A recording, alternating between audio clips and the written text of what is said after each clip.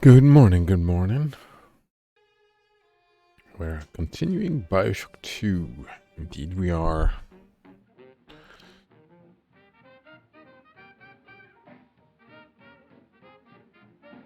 Like that music. Ryan Amusements. Right? Didn't even look like an amusement park. There were no rides. Right? It's more like a propaganda museum.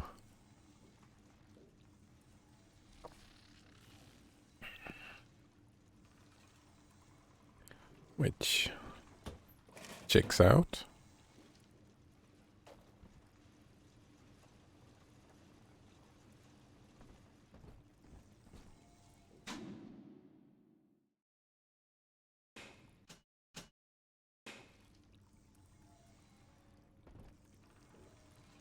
So what is our activities right now? Oh, right. By the incinerate plasmid at all of the future.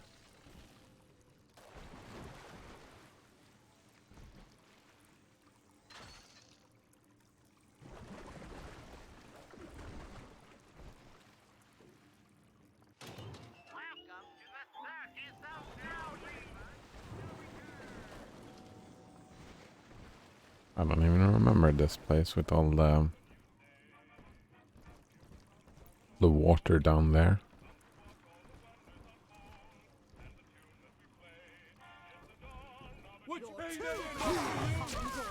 I'm not speaking to you. This wits on my side. Go. Be gone, shelter. Gutter scum. Oh, good morning and good evening, Banana Waffle Monkey. Oops, I died. Oh shit, Bioshock 2, he says. Yes, indeed.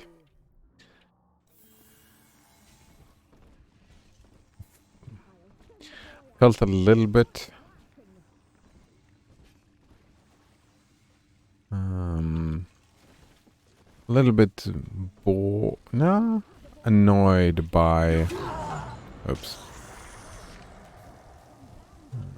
By Lord of the Rings Online. Or this... I mean, I'm maybe a little bit bored. Felt like I needed a break, and now, when taking the break, I feel like I'm probably not going back to it. But I don't know yet. Crossbow trap bolts are your friend. Ooh, do we get crossbow traps later? Nice. Colgate InnoTaps shows up as well and says, "Good morning, nerds. Good morning to you too." I love how nerd was. Oh, I'm dead. No? Got him. Like when I was a kid, nerd was... You said that to me to be mean to people, right? Nowadays, nerd is more just a descriptor of a type of personality, and it's kind of cool to be a nerd. It's... Stuff changes, right? I like that.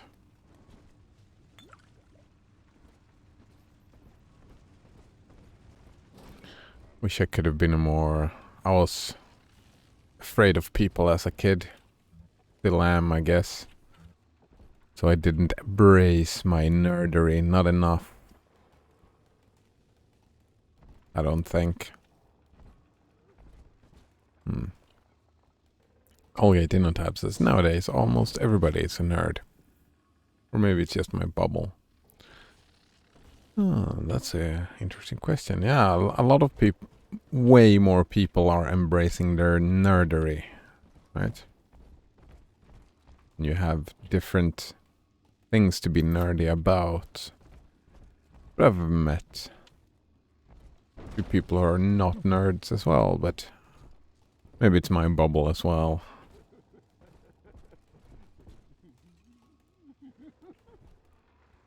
Word inflation, says Banana Waffle Monkey. Maybe. Maybe just acceptance of a personality. I would say it's bigger than word inflation. Oh, hi, Node Runner. I haven't seen you in a couple of days. How are you?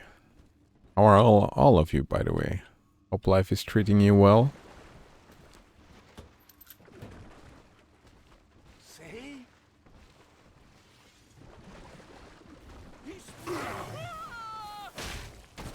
Yeah, I mean, word inflation may be part of it, but I was kind of like to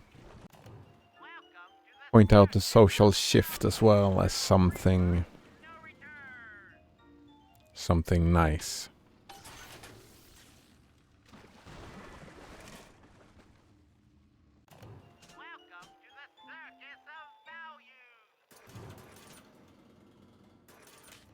I guess.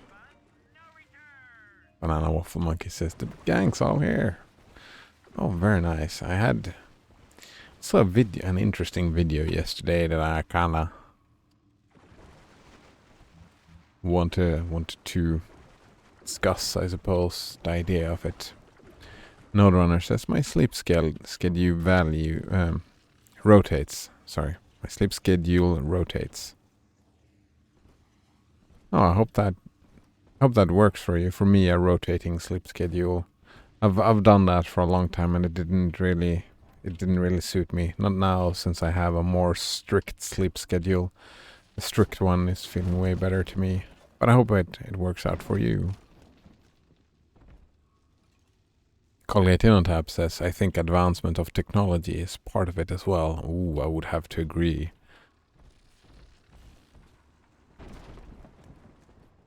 But I mean, you can be a nerd about, like, the topic of your interest could be anything, right? It doesn't have to be a technology and, like, sci-fi fantasy nerd or something like that. There are, like, makeup nerds and fashion nerds and stuff like that as well. Oh, I already hacked this one. Very nice.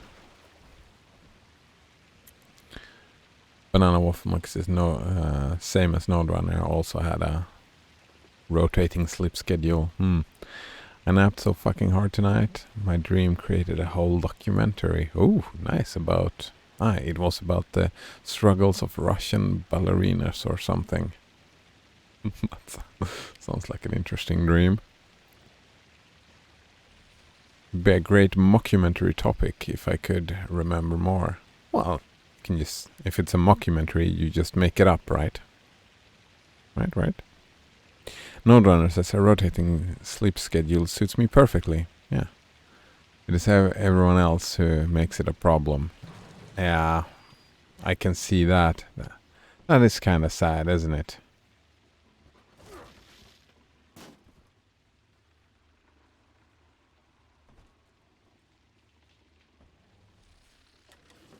That, yeah. Like a lot of issues is just fitting in. Like there's a lot of... Wait, all that thought? Third session today with this amazing limey shrink, Dr. Sophia Lamb. She said that all Ryan's horse shit about always looking out for number one is turning us little guys against each other. And what we need is unity, solidarity. Then, she held up a mirror. Turns out, I wear my hair and mustache just like Ryan. So today, I'm spreading the word about Lamb. And tonight, I'm shaving my whole stupid head. Very nice. What was I thinking? Yeah, that society wasn't more adaptive to humanity's needs. Like an example of that are like people with rotating schedules, which is actually the best example. But I also thought about people who feel better being up at night and just working at night should be allowed to do that, right? There's a lot of jobs that doesn't really have like some jobs I get have to be done in daylight and whatnot for safety and all that, but like office jobs and stuff like that, it doesn't really matter when, does it?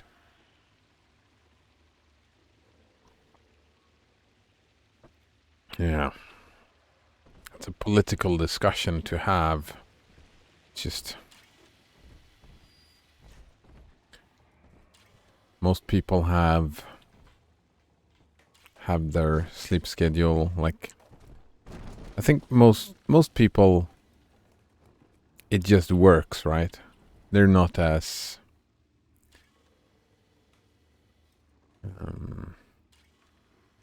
strict. They don't have pronounced needs. Look at it that way. Most people don't have pronounced needs regarding sleep schedules and stuff like that. And therefore, they just fall into the norm, and then everything just works out for them. And to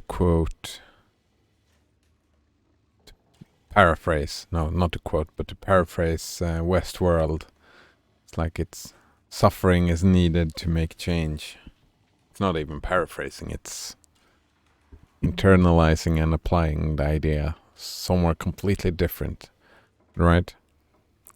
It's for people who break from the norm. It's those who notice when everyone else is having ideas that doesn't fit them right. So I'm guessing, unfortunately, that problem won't go away for you. I don't think. Well, you can make it go away yourself, I guess. Reject the tyranny of the self. Rapture failed, we will not.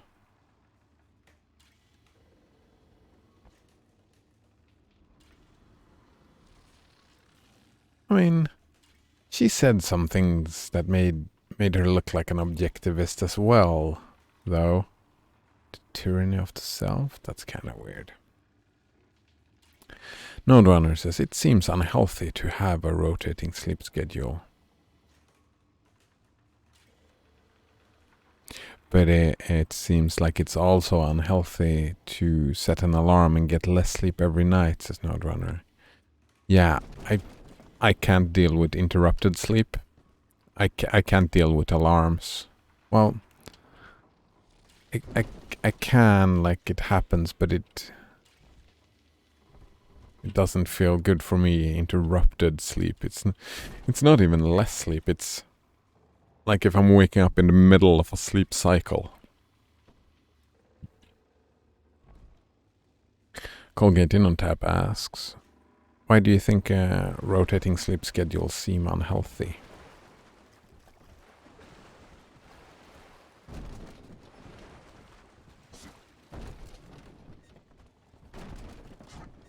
Yeah, like, as far as I've heard, like, a routine and getting enough sleep is what is important. I mean, my initial reaction would be similar to yours, Node Runner. Like, just initial reaction, initial feeling is that something seems off by having a rotating sleep schedule. However, I don't think enough research into the question has been made. Colgate In on Tab says, if you sleep when you're tired, that sounds pretty healthy. I would have to agree with that.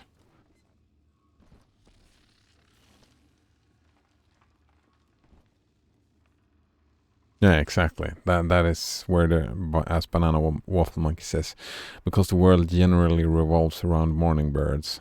Therefore, like, initial reactions to having it seems unhealthy because of that.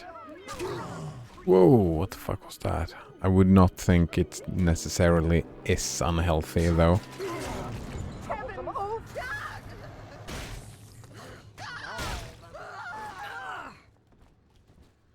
Would probably guess that it isn't. Getting enough sleep is what is important, I believe.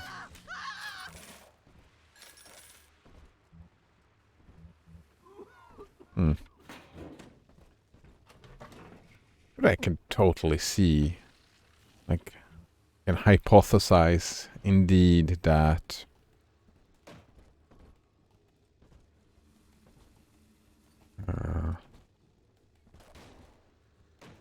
Indeed, there are people who have different needs, right? Different needs. Nodrunner says, I think the problem is having a disturbed circadian rhythm. Fuck, I don't know enough about that, so I'll just check that, make a quick little circadian rhythm.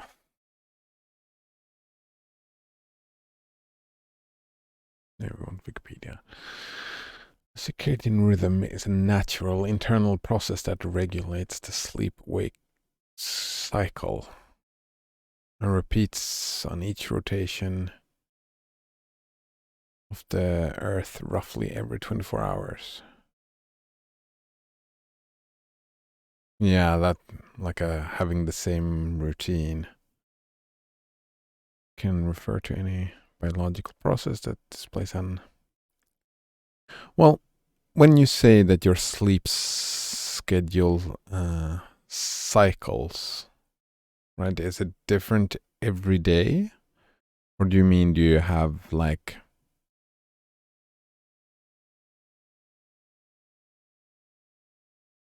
Do you push it, like, do you stay awake a few hours longer every day? Like, is it completely random, so to speak, or is there a pattern in it? Or do you have like a routine for a little while and then it switches to another routine for a little while? Because I'm guessing like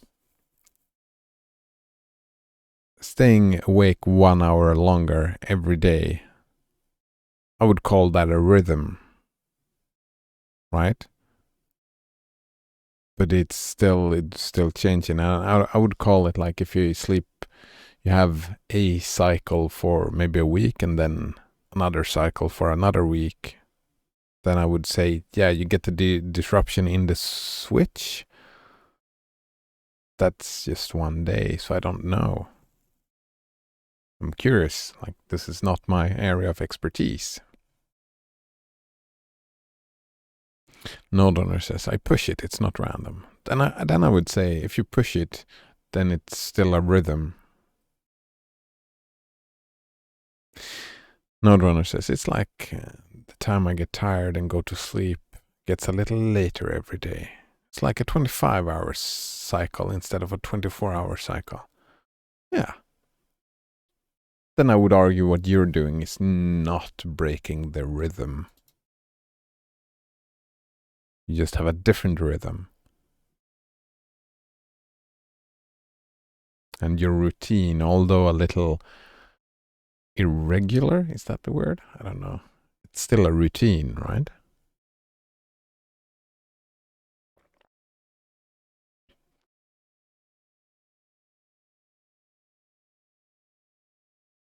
It's like I have a kind of weird sleep schedule as well. I've had to last week. That's one of the reasons why I'm so fucking tired, because I'm very sensitive to this. Last week I've had to change stuff around. Like my best rhythm so far, as I've figured out, is like I sleep at night. Nowadays, I'm awake in the daytime. It's interesting. I've always been a night person, because that has worked for me. But nowadays, I sleep at night, but I also take one sleep cycle after lunch almost every day. But last week, that was not possible.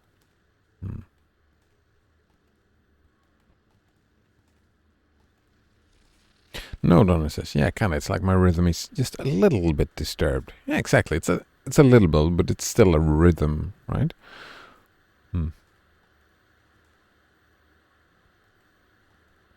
No, Donna says, not unlike how using an alarm causes you to lose a little sleep each night. Oh, I think I misunderstood you. I just understood it as, like, let's say we push it 1 hour, but then you sleep 1 hour extra as well.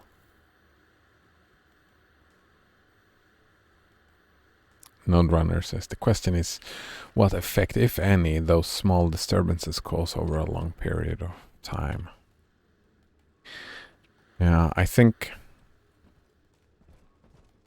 I don't know. Sleep is very interesting and all like that. I'm guessing. My guess is that we have different needs. So I'm guessing that if one is being aware, observant of one's own... Oh, another shortcut. That's interesting. If one is aware... Yeah, paying attention, then one can notice. If that makes any sense.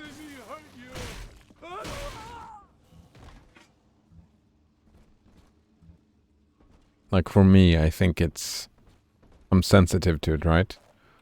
Maybe for me it would be a bigger deal than it is for someone else. That makes sense. Oh, hello again, Blasphemous. Nice to see you again. How are you doing today? I was watching that video, that YouTuber that I sound like. What's he called again? I don't remember. I thought about Banana Waffle Monkey here then, because he would really love that YouTuber, man. I tell you, he would love that YouTuber. What was it? Liberation through something. Fuck, I don't remember.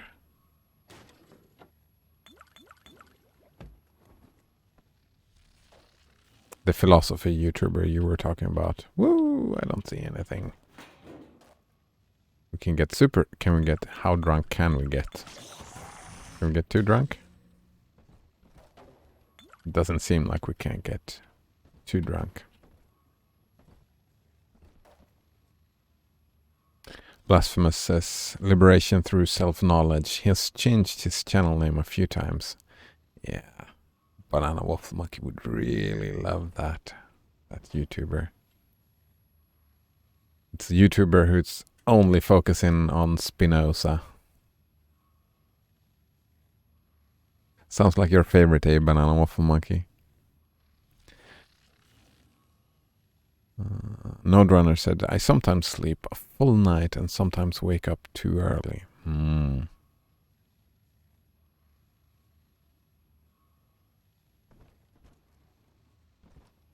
So, I mean, the intellectual practice says that maybe it's unhealthy. How do you feel? Well, it's difficult to imagine, like, maybe you should try. Like, wait. I don't know how to science that, like, not science, but how to, like, try changing the routine and trying a completely different routine. And see how that feels. Or some sort of comparison.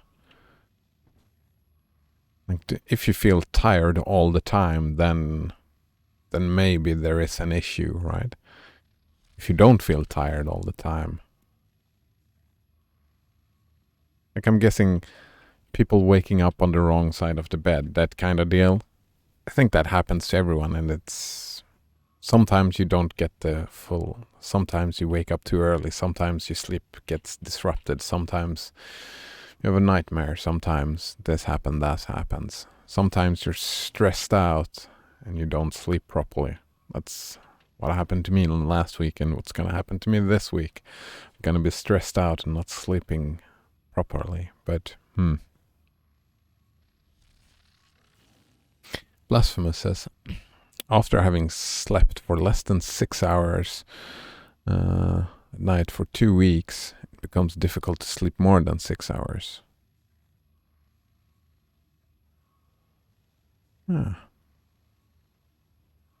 That's interesting.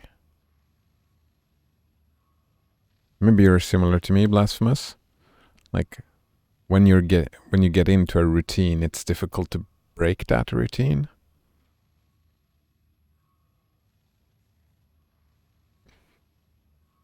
Because I'm guessing after this week and in the future when I'm trying to go back to sleeping after lunch again, I think it's going to be difficult to go back to sleeping after lunch. Nodrana says, when I sleep for less than 6 hours, I feel pretty bad for most of the day.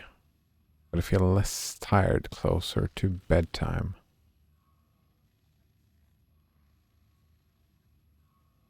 It is, says Blasphemous.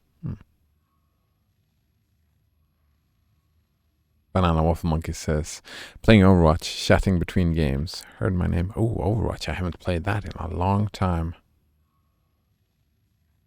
Heard his name. Yeah, Blasphemous gave us a tip about that YouTube channel, Liberation Through Self-Knowledge. I think you would love that YouTube channel. It's dedicated to Spinoza. That's your favorite, right? I've got a little dating tip for you, Jimbo. It'll get you out of that lonely hearts club for good. This scheme works 100% of the time, guaranteed. First, find some Betty and take her to Ryan Amusements. Then, you'll go to the gift shop, buy her a teddy bear. This is key. I ain't kidding around. Then, you buy her a ticket on Journey to the Surface. As soon as you hit that first scare, bingo! Tunnel of love. Works 100% of the time. Because all women's are objects and are the same. That is how it works. I've learned that. Oh, man. Yeah, I watched the one video, like he was talking about death, and I find his ideas were a bit strange.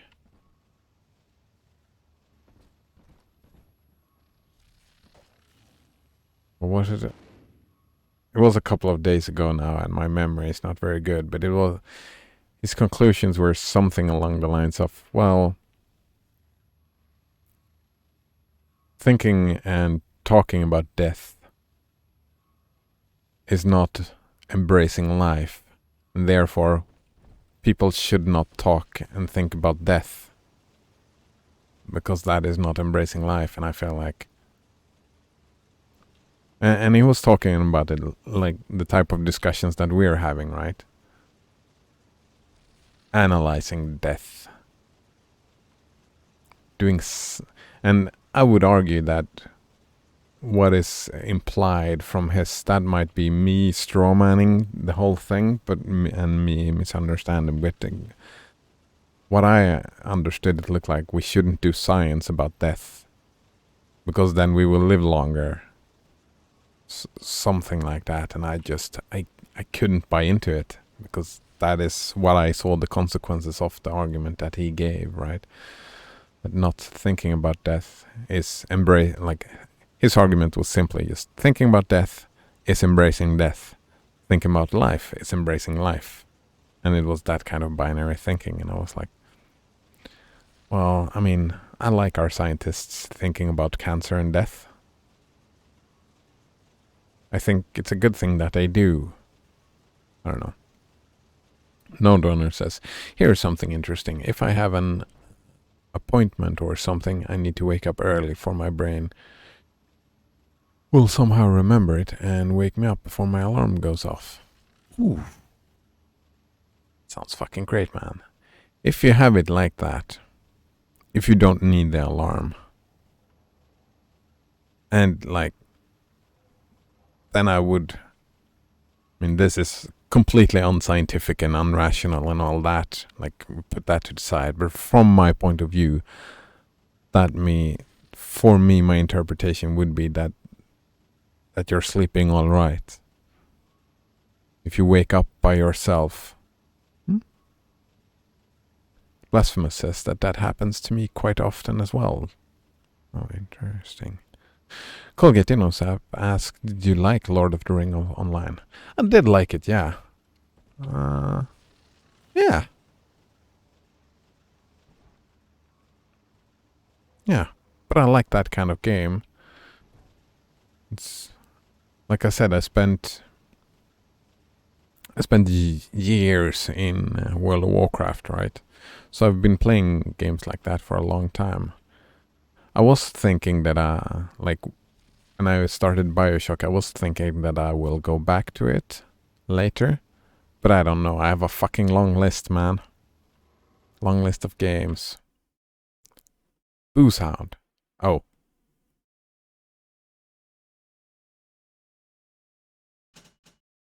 Should have gotten this first and then drink all the booze in here. Hey? Lost like... But Booze Hound, it's a nice one. Node Runner says, death gives you perspective. You wouldn't appreciate being warm if you never felt cold. Ooh, that is an interesting argument that I don't agree with. Like... Or wait... no, maybe. I think I strawmanned what you were saying in my head. Like, thinking about death gives you perspective. Yeah. And for me, it has a similar consequence, right? For me, it gives me perspective and it allows me to feel small. And for me, that's a good thing. Like, watching the stars makes me feel small. And for me, that gives me perspective, and I find the whole deal enjoyable. But I mean, I guess there's a personal preference thing within this as well. The straw man that I did was like your argument is that death itself, the whole thing of it, is good. And that death itself gives us perspective. That I would not agree with.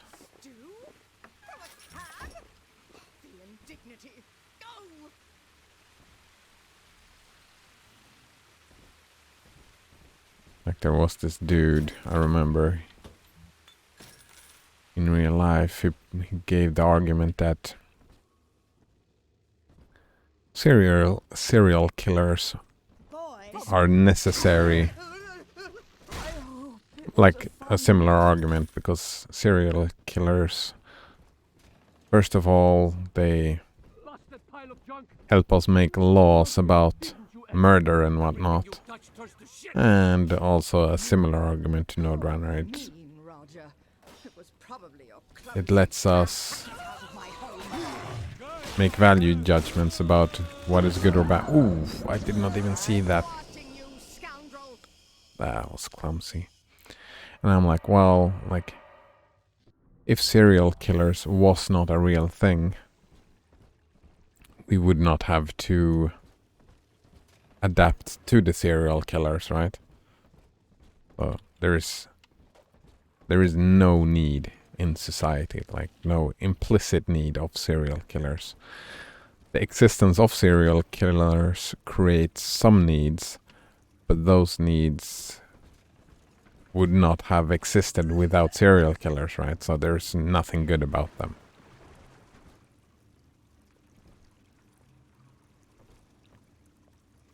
It's like if we never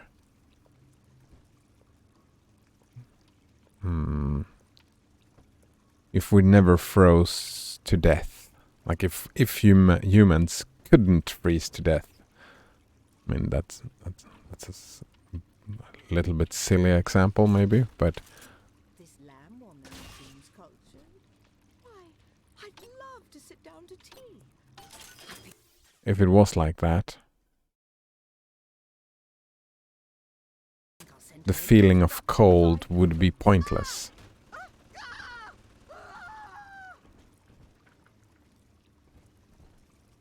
If that makes sense. I'm simplifying a bit here, but Welcome to the circus of value. No refund, no return. I'm fucking cold right now. Welcome to the circus of value. No refund, no return.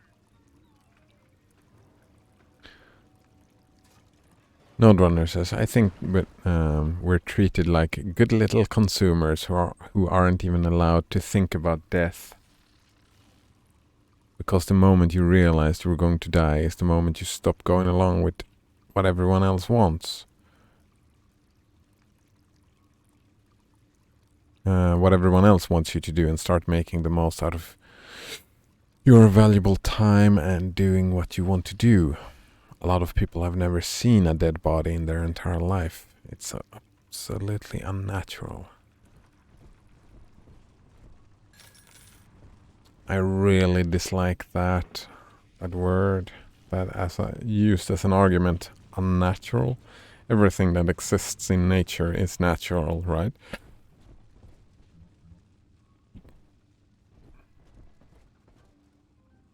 It's like some people would say that this little thing is unnatural, but it isn't. It's part of nature. Because humans are part of nature. Human society is part of nature. Therefore, people have not seen a dead body. That is natural as well. I mean, sorry for nitpicking there. It's just a word. I see your point that, and I think some parts of what you're saying I agree with. I don't know if you've seen that. Oh fuck! What's that show? The cartoony podcast. I've recommended it before. Cartoony podcast. I think it's on Netflix. I wonder if that will. Yeah, Midnight Gospel. The Midnight Gospel. The last 2 episodes, if you can get through it, the last 2 episodes talk about that. Our relationship with death and just fleeing from it. Like it's the complete opposite argument from that. The Spinoza video. So, Nope. you would drain the people of their life's blood. Rapture is a body, Delta. I am the voice, and Big Sister is the hand. When Rapture speaks of you, it says only this. Sleep now. Your day is done. Yeah, she has the delusions of grandeur. To, where were we? Node Runner's point here. Yeah, the complete opposite from Spinoza. That facing death and that you are gonna die. He claims that it somehow, that kind of realization makes you break from what others want you to do and start making the most of your own life and making your own value judgments. It's quite an interesting view. I don't, initially, my initial feeling is that I'm not sure. I'm not sure if I agree with that. I haven't had that experience myself. And from studying psychology, it's like we're a social animal, right? Our tendencies are to do what other people want us to do. There is an evolutionary gain to be had from that. Colgate on tab says, but if you can't die, there's no point in living. I should ask the girl. She's a local. She should know. Yeah, I don't buy that at all. We don't know how. I think that there would be a point to living, even if you were immortal. I'm guessing that's an everlasting summer. I'm guessing that is when Semyon was gonna talk to Julia. No, I don't know where it comes from. The quote. But yeah, I don't agree with that at all. I think Yeah, Semyon in prologue. Yeah. Yeah, I'm pretty sure that life would not be meaningless without death. I think that is something we tell ourselves just because we are gonna die. Well, it depends on what you're the point of, right?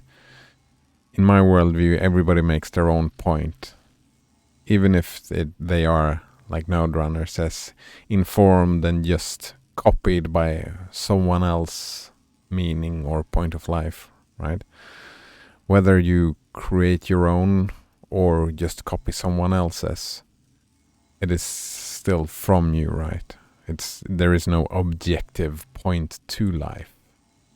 That's the whole part of the existentialists, right? The existentialists have that very specific issue, right? Life seems to be super pointless when the more we look at objective reality, the more we look at it, the more it seems pointless. But that doesn't make life pointless. Like we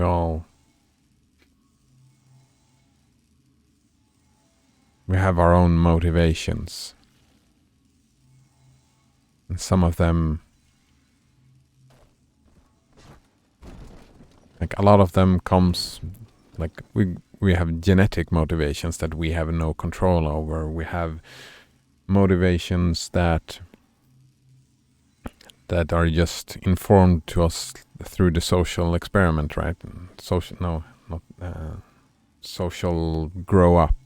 Yeah, the social growing up is informed by what our peers in school thought and what our parents raised us to believe and what our society raised us to believe.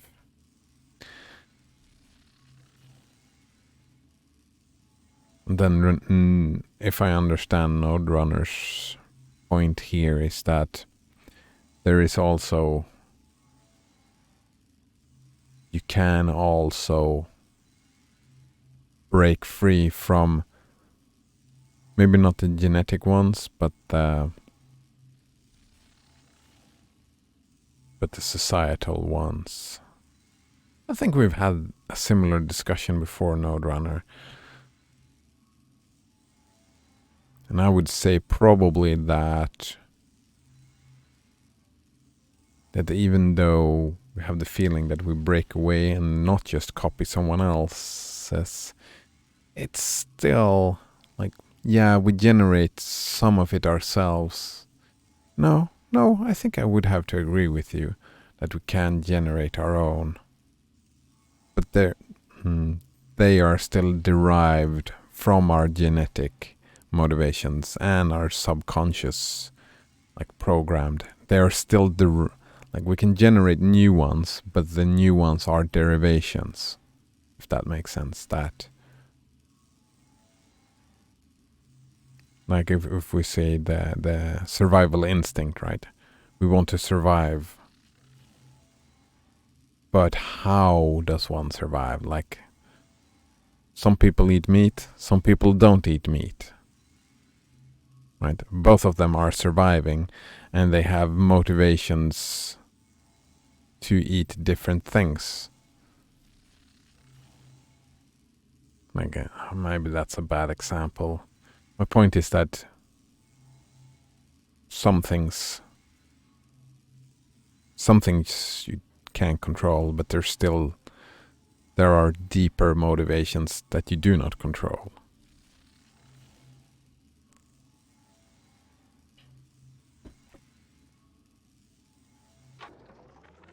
We lost another of the Alpha Series protectors today in testing. Somewhere outside the city limits, he simply vanished. For these men, Rapture has no walls. We must find a method of conditioning them against abandonment of the Little Sisters. Something physical, possibly even lethal. The lab aides are starting to call them Big Daddies. Perhaps there's some genius to that. Bonded pairs, connected by a love that kills.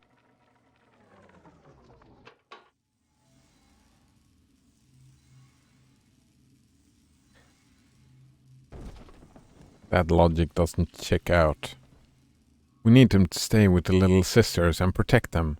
If they don't, we kill them. Therefore, they will stay with the little sisters.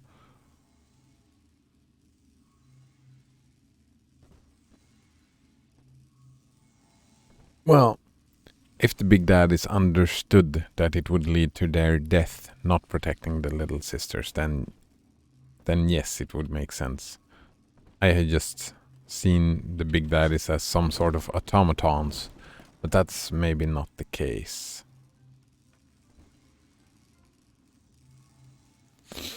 Node Runner says a phone isn't unnatural because it is made up of materials created off our Earth. Yeah. It is unnatural because we're interfacing with technology. Our monkey brains... Wait. It is unnatural because we're interfacing with technology with our monkey brains, creating new behaviors that wouldn't happen without technology. Yeah, but since technology is natural, then our new behaviors are natural as well. Because we monkeys are part of nature, so any behavior that we do is natural. Right? Even if it would happen with or without technology. Likewise, society, Node Runner continues, likewise society imposes views on death that are absolutely unnatural. That I do agree with. You're gonna live forever. Like most religions claim that you're gonna live forever or your soul is gonna live forever and whatnot. And I agree with that. That doesn't happen in nature. Yet. Anyways, not during our lifetimes. We will all die and that'll be over. And I would agree with that that view on death is unnatural. Like we have no actual reason to believe that we will live forever. There are some interesting hypotheses about it, but we have no reason to buy into those hypotheses. Being unnatural isn't necessarily bad, and being natural isn't always good. Yeah, it's like things aren't good or bad. Our value judgments about them are. Again, like lunch for the spider is chaos for the fly. Paraphrase someone. However, I feel like modern life is missing something humans used to have, and we don't even know that we've lost it. Yeah, but we've gained so many other things. Of course, we lose stuff and we gain stuff.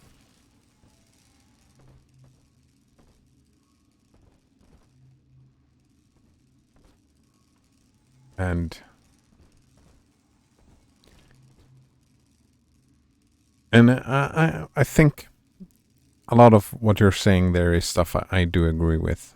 Like our technological advancement has been exponential, right? It's been super fast, and we monkeys, we weren't prepared for it, and our like social structure and our social structure has not followed along. It hasn't moved as fast. So we're not really dealing with all this science very well. Okay, I actually had that thought before going to sleep yesterday. Where right now, like if 200 years ago or whatever, no, 100 years ago, I don't know when, I'm not good at history, but let's say we went through the Industrial Revolution, right? And it was the same then. It was disruptive and humans didn't really know how to deal with it, and it was difficult and all that. One could argue that right now we're going through the automation revolution. That is what's happening right now. It's like the Industrial Revolution happened for them, and it was a disruptive and difficult to deal with and stuff like that. And right now we're going through similar revolution, just an automation revolution, which is kind of weird. Node Runner says, I find it disturbing that life could change for the human race so much. And wait, I find it disturbing that life could change for the human race so much, and yet we adapt perfectly and aren't even aware of what we're missing. Well, we don't adapt perfectly. Well, it depends. Perfectly is a value judgment, right? So, I mean, from some point of view we adapt perfectly, and from others we don't. We do adapt, though. That is something the human race is pretty good at, adapting. Adapting to changing environments. And we aren't even aware of what we're missing. What we're leaving behind, is that what you're saying? What we're missing, is that what you mean? Like, we adapt to something new and we leave something else behind. I would argue that the thing that we leave behind, the thing that we're missing, we don't need it anymore. Colgating on tap says, when in doubt, guillotine. Yes, I love that. When in doubt, guillotine. Oh man, that metaphor is... that works for me, man. I love that, Colgating on tap. When in doubt, pull out the guillotine or the razor. Well, actually, I would probably go for the razor first. When in doubt, get the razor rather than the guillotine.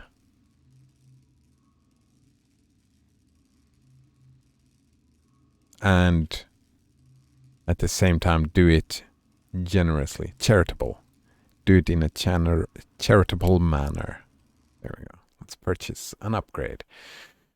And we have to buy Incinerate. That's just, we have to. We don't have any thing to say about it. And we crashed. So we've had one crash in each. Fuck, and I don't think I've saved today at all. I think I need to do... well, I haven't really done a lot either. I've just been standing around talking. Just waiting to engage with the... yeah, so, but it's fine. I can just run through it. It'll be fast.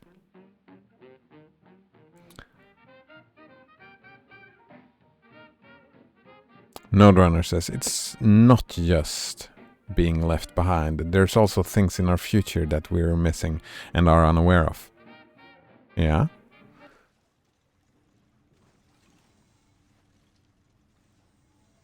I mean, stuff in our future. I mean, can't predict what the future will look like, right? That's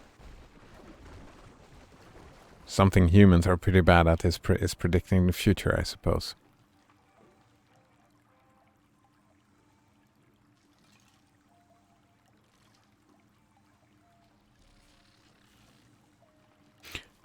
Node Runner says, I heard Bioshock 2 non-remaster might not crash. Yeah, I mean, I remember we had that discussion and we looked around. I saw people reporting crashes from both. I'm in for a penny, in for a dime. Just, I need to remember to just do this move from time to time. And we probably will be fine. Like, I've heard about corrupted saves, but I'm gambling that that won't happen to me. It won't happen to me. You know, like all human beings. Oh, a shitty thing can happen. Oh, it won't happen to me. Oh, people are in car accidents. Every winter, people are in car accidents. Oh, that won't happen to me. It's fine. I'm doing that very mistake right now.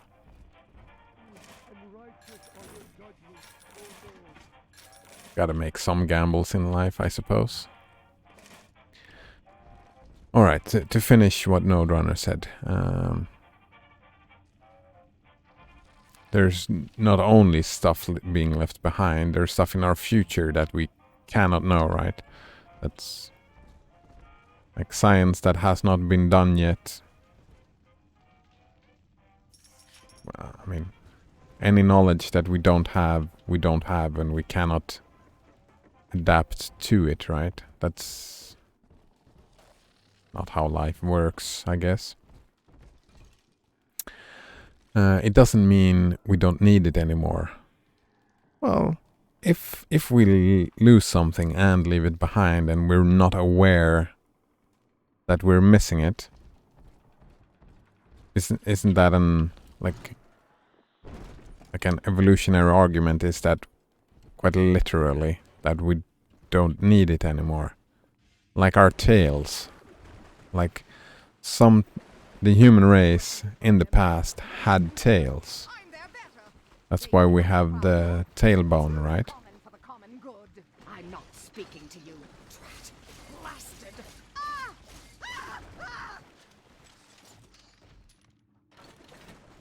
And I mean, we're missing a tail. But I would argue we don't really need it anymore. If that makes sense.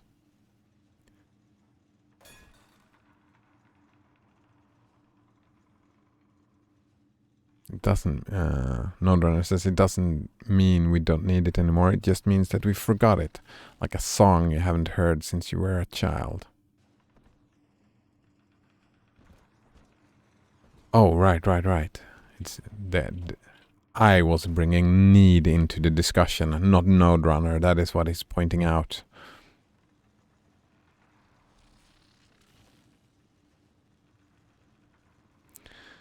And he just finds it disturbing. He's not saying that we need the things. He just finds it disturbing.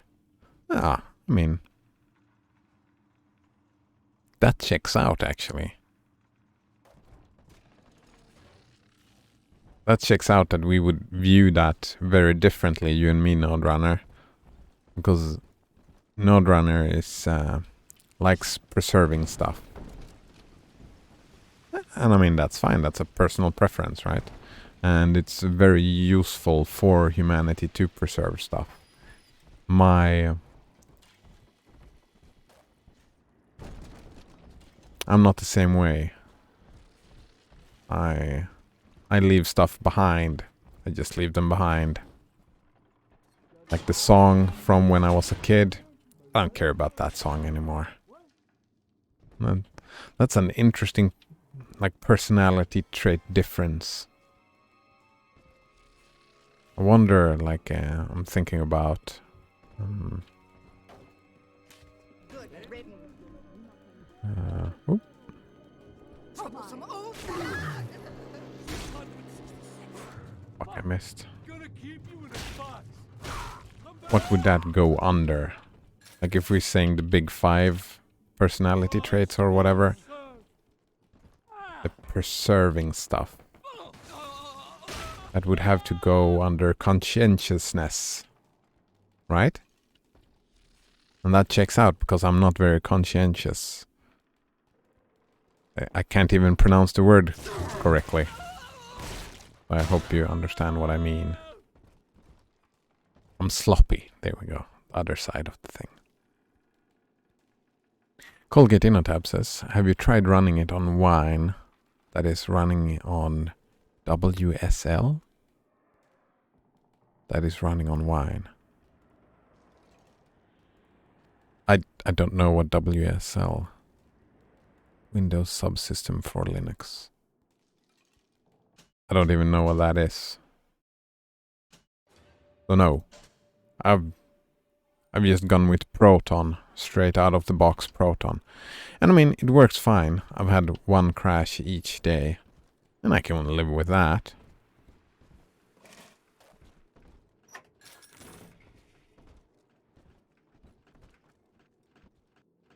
Do you have Eve Hypos? You do have Eve Hypos. So let's hack this thing.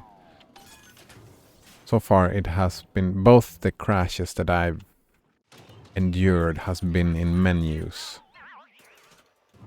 So I'm thinking that just try to spend the save before going into menus and spend the little time in menu, something like that.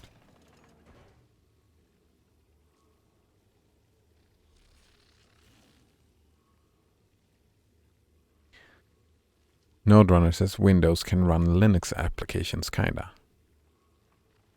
Windows subsystem for Linux. Wait. Colgate in on tap is linking something here. Oh! So, it's like wine, but flipped. Windows subsystem for Linux is a compatible layer for running Linux binaries executables in ELF format natively on Windows 10 and Windows Server.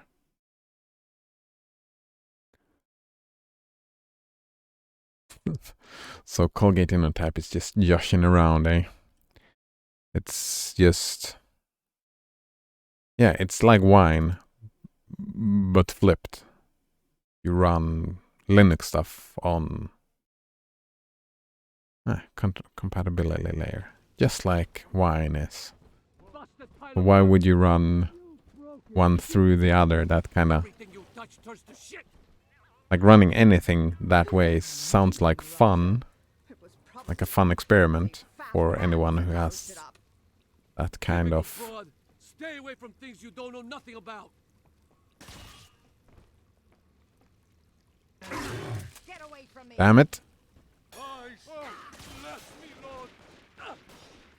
Oh, fuck, that was the wrong button. Damn it. I need your guidance, Lord. I'm terrible at this. Guide my hand. I'm terrible. Sodomite.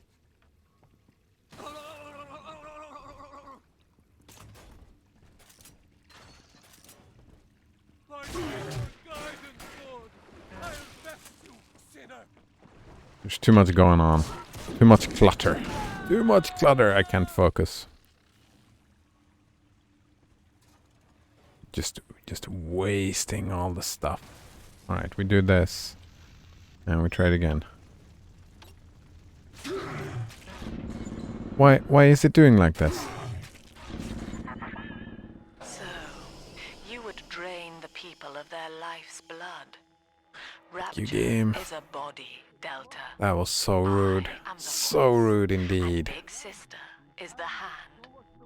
When Rapture speaks Colgate of Innotab you, says maybe it would make Bioshock more stable. sleep now. I don't think so. Like, a lot of people have had issues on Windows. Node Runner says it's like if you're a developer and you need to have access to Linux stuff, but you're also using proprietary operating systems. Yeah. Yeah, I mean, I see the value of the thing. Like, as a thing itself. I don't see why I would ever need that, because I'm not running Windows. I'm pretty sure I never will again. Probably. Alright, so let's not be bad.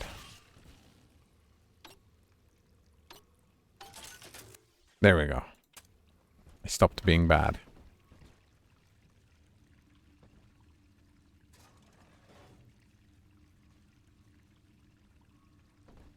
Colgate on tab says they had those issues because they didn't have enough nested virtual machines. Nested virtual machines? That sounds horrible. I've never booted up a virtual machine. I've never done it. I'm thinking that I might in the future. Maybe when I sometime in the future is gonna try out Gen 2. Maybe. Doing that in a virtual machine first is a good idea.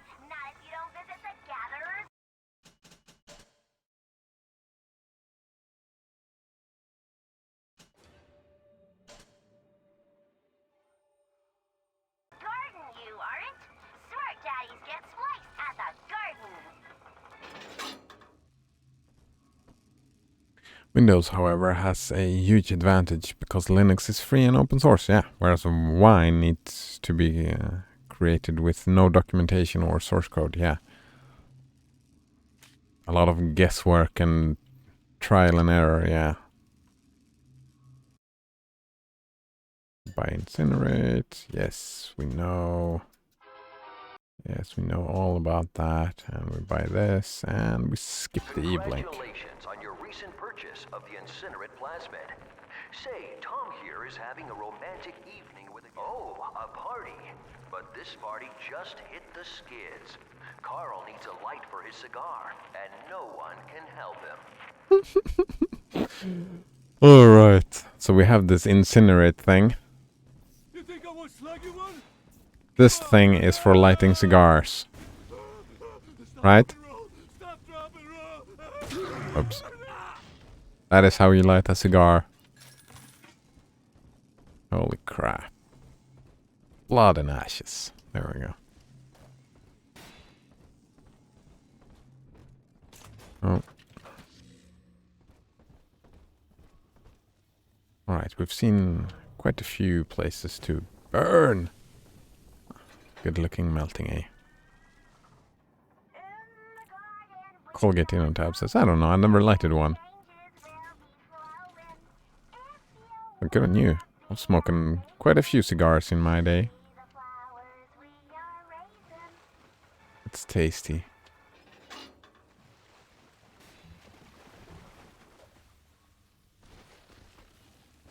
More gene upgrades.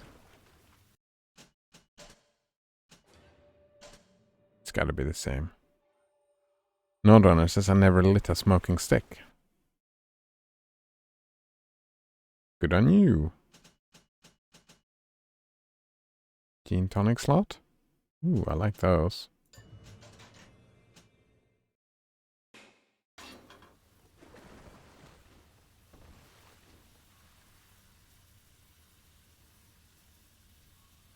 Colgate in on tap says, trust your expertise then on that matter. Well, I mean, it's a taste thing, right? Can't really have expertise. Some people like licorice, some people don't.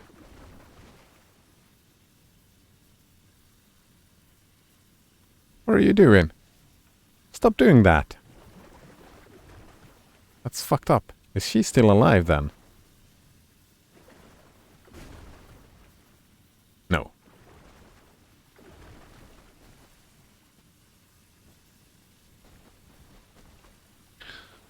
But it's still, I would recommend against it. Like tobacco, I would recommend against all types of tobacco. Yeah. I would indeed. Nodrunner says, I only vape clean, pure propylene glycerol mixed with vegetable glycerin. It's like breathing a fog machine. Vaping. I've never vaped. Wait, no. Once I've tried it. I think. That was with some tobacco mixture. All the lights went out. The music became scary. Interesting stuff going on. Did I hack this? No.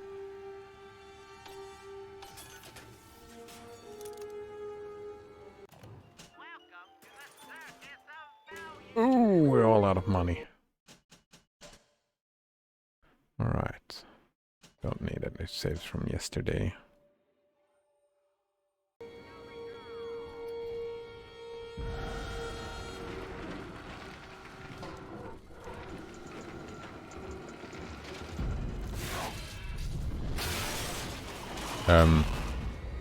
I'm not moving. Oh. Here we go. Boom. Oh. I'm guessing fire is good against this. Oh, that's the wrong button. And I didn't check my health. Damn it. There's no tobacco mixture. The only mix is they only mix the isolated nicotine and optional flavoring. Oh, right. It's a nicotine mixture. Yeah, that is what I've tasted then. A nicotine mixture. Get ready. Where is she?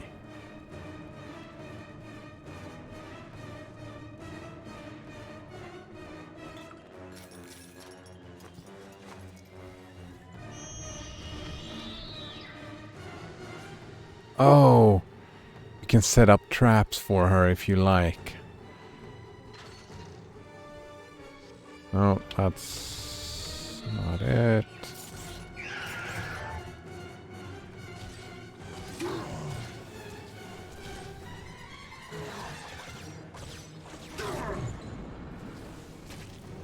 Uh-oh.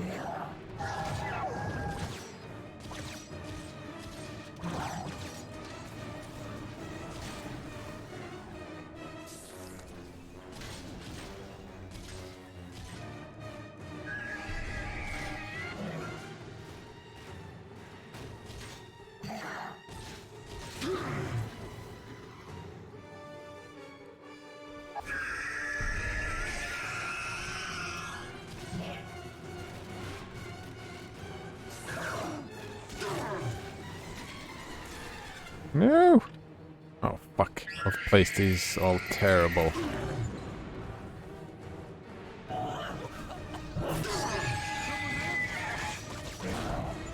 Oh. All out of healing, eh?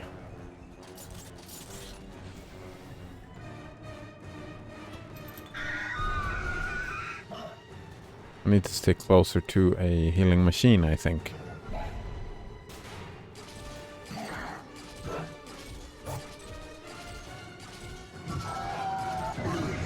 And we're dead again.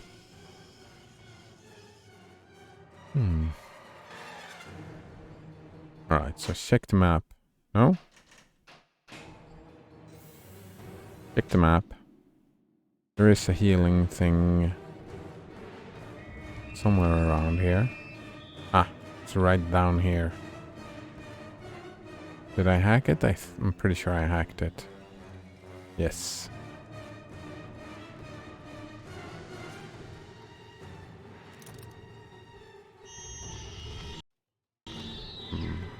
All out of cash.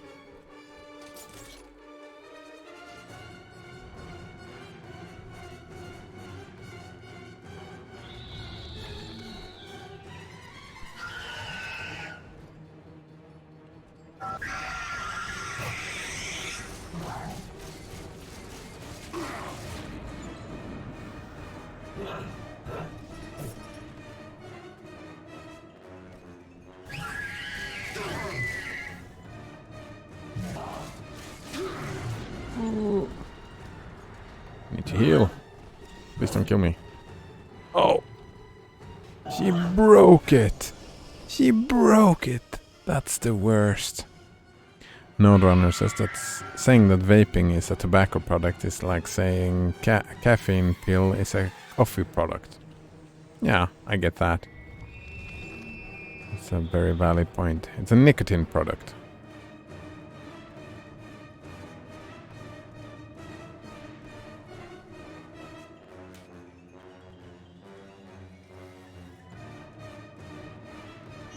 We have another healing thing close by.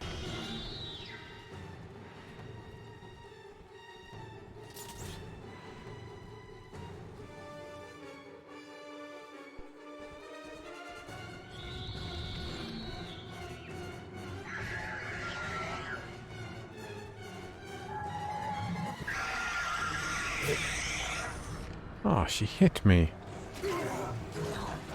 And I'm dead instantly. I'm bad at this game.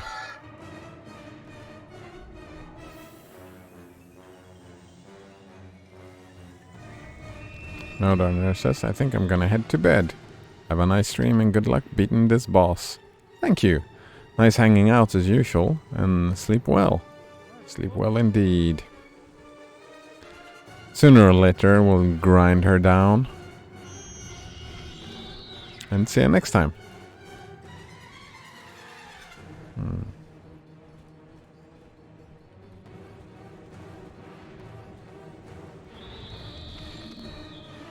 don't know where I'm going after this fight, so she's gonna come from here, right? Yeah. And she's dead.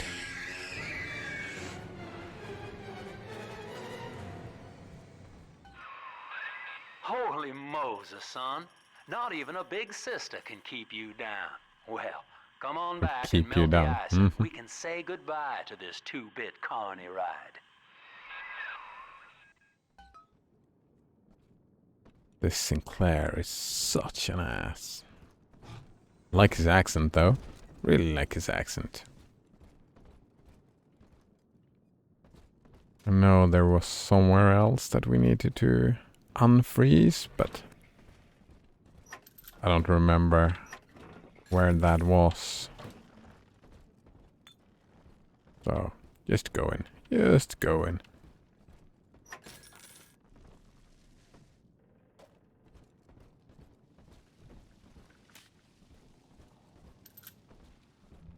I just tell her, baby, I want a child, end the discussion.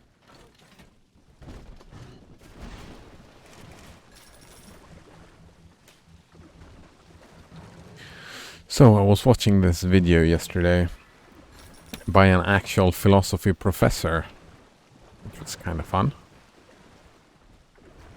He was responding to one of... I don't think I've read this one, Eleanor's Progress. Listen to it. Let's just make a quick save. Let's listen to this first. Eleanor is progressing brilliantly. Brilliantly. My physical participation in her birth was minimized, of course. It is vital that Yeah, I've seen this already. I just forgot to pick it up after crashing yesterday. Above all, her intellectual progenitor. It's fine. Loyal not to her, but to the So he people was she responding to a represents. philosophy tube video. I admit, It was called An it is Introduction to with Kant. pride that I review her marks in I standard mean, intelligence tests. I've read a little bit As of an Kant. agent Kant of is our fucking beliefs, difficult, man. She may surpass even me. Well, Kant. Let's call him Kant. Immanuel Kant. That's way more fun. I read Immanuel Kant and I had great difficulties with it. You know, not quite understanding what was going on and all that. Outstanding sport. You're proving to be quite a windfall. Now just open the train tunnel from the security booth there, and I'll come out and jump on.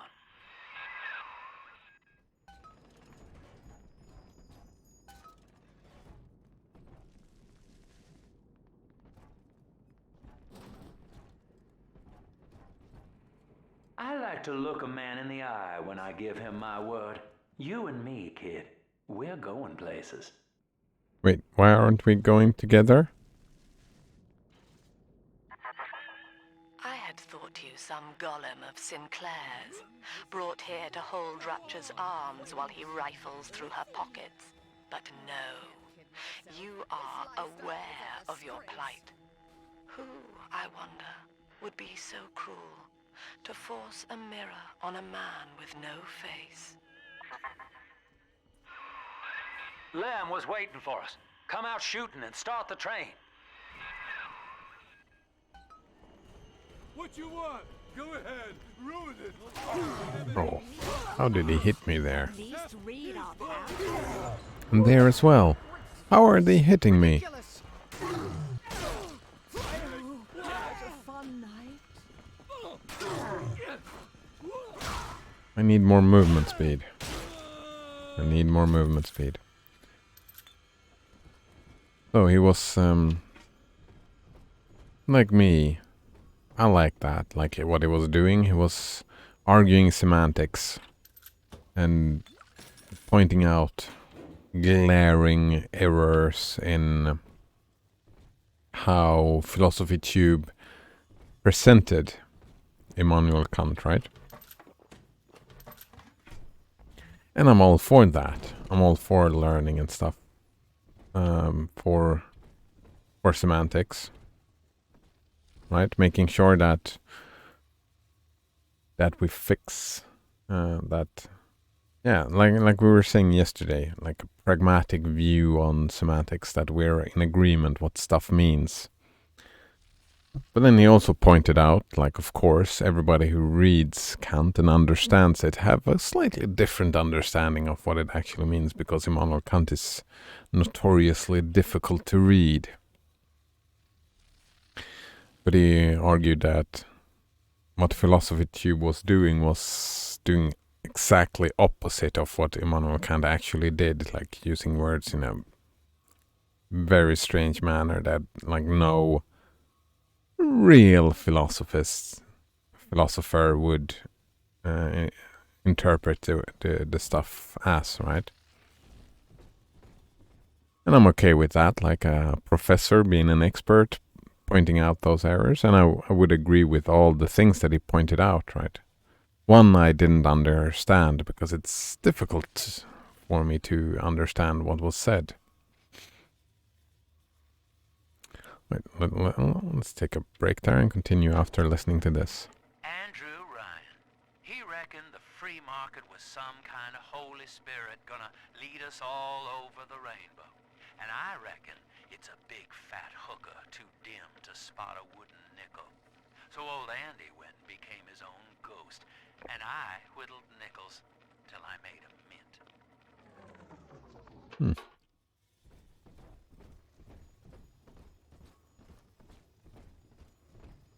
But then he went on, this professor.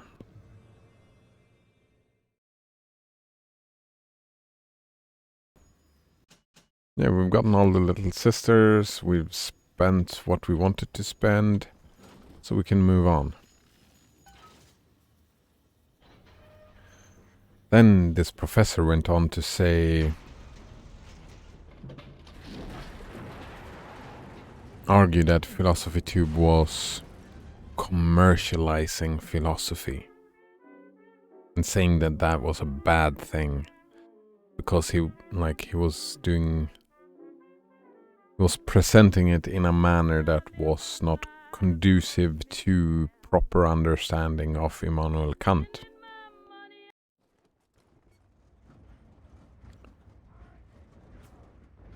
And I mean, oh, what is that? Attention. Subject Delta is now trapped in Pauper's Drop. All railcar travel is suspended until he is found. Remember, the enemy is alone. We are the family. We are the family. Lamb's trying to box us in, kid. This is a goddamn citywide lockdown. To keep the train moving, you need the security override key from the local governor, Grace Holloway. She kicked me out of my own hotel down here, the Sinclair Deluxe. Find her and get that key. We'll find her and get the key, that's fine. Did the big dude just leave? Seems like. Or where was I?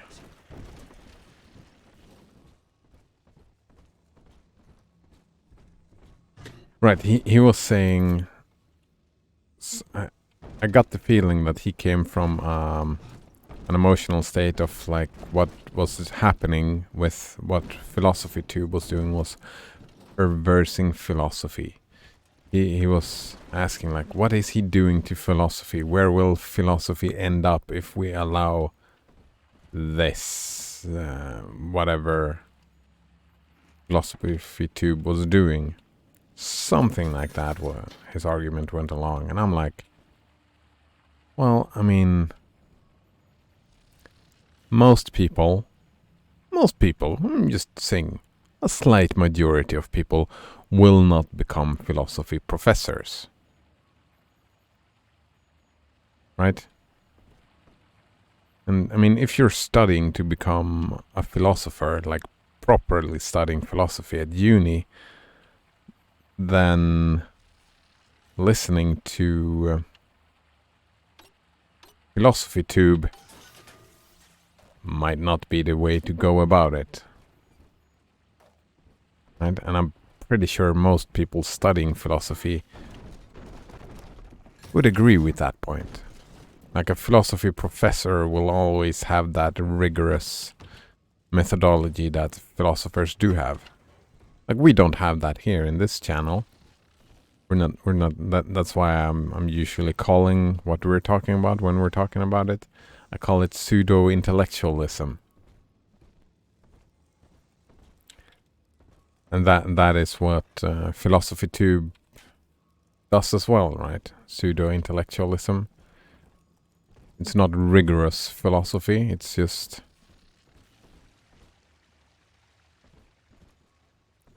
we're discussing philosophy in a layman's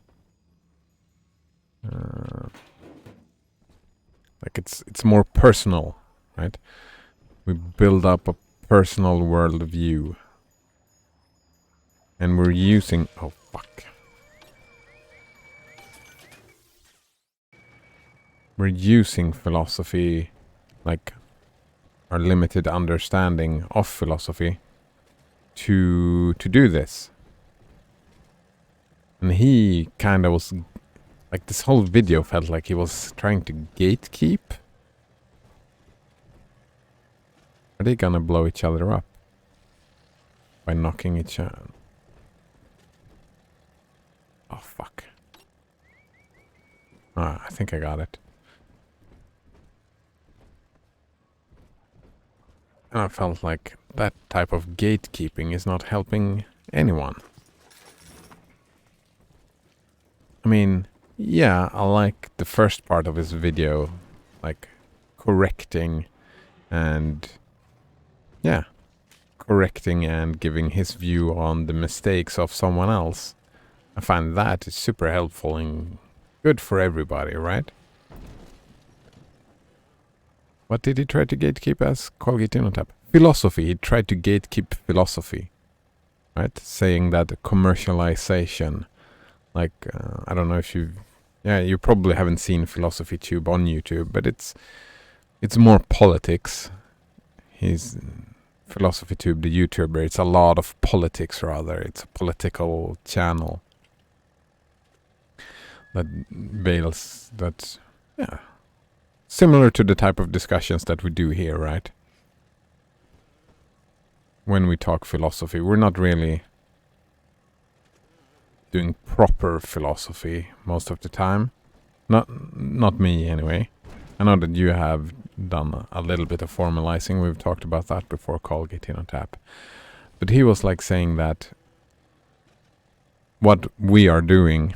What I'm doing when I'm talking about philosophy in this manner, you know, just reading the first Wikipedia page about something and talking about that. For him, that was a perversion of philosophy.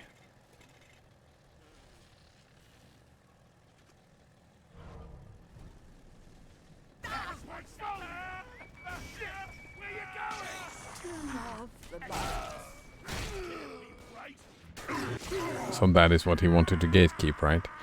Somehow he wanted people to stop doing this. Stop talking about philosophy in this manner. And that is gatekeeping, right? Saying that, oh, people shouldn't talk about philosophy in this way because we are not philosophy professors. We should shut up. That is the feeling I got. That I'm guessing that is a little bit of me strawmanning his point. But I think his point was erroneous. I think that any discussion we have here will not change the nature of what philosophy is or what philosophy professors will do. I mean, just because I don't have a rigorous attitude and not doing rigorous analysis or whatever doesn't mean that people will have to stop doing rigorous analysis. It's a... Okay. One does not exclude the other. Colgate Tap says he's free to want that, yeah. But we're not obliged to care about his wants. Yeah. I was like... it's like a political discussion, right? He made a political discussion of the thing. Monster. You stole Eleanor from me. Twisted that baby girl into a thing so sick it can't even die. And now you come swanning into my neighborhood looking for me. Wrong turn, Tin Daddy. When we hang you from a street light and you choking out your last, I want you to remember my face. Yeah, we'll remember your face, that's fine. Probably, maybe.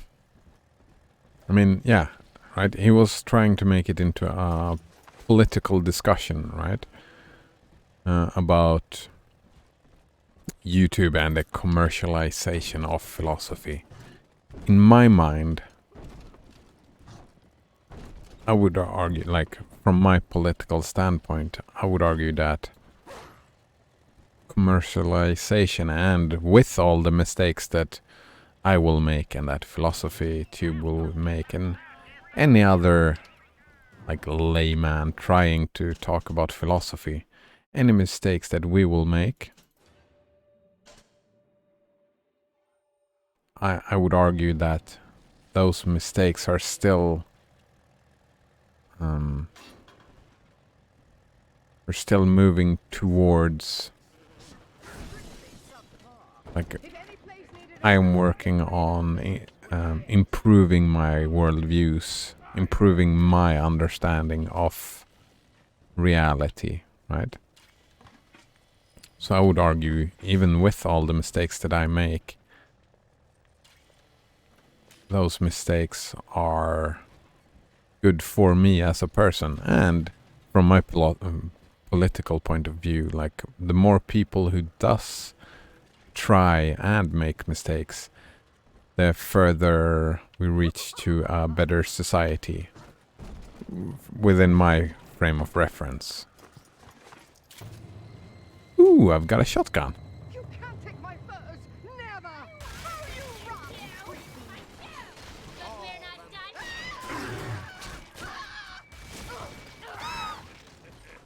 You can't stand up. Useless sack of shit. Colgate in on tab says, that is a nice goal. Hide from salvation!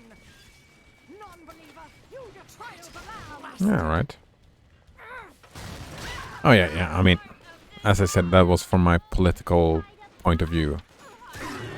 Most of it, I'm just like you, like Colgate in on tab says. I'm just doing this for shits and giggles. That's what Colgate in on tab says. And of course, that is my main motivation as well. The intrinsic motivation, the fun of it. I enjoy... Oh! Did someone else hack my bot? Kinda felt like it. I mean, I'm doing it for shits and giggles. But I also think that, like, a political thing that I have is... There's a lot of people who do not want to do this for shits and giggles.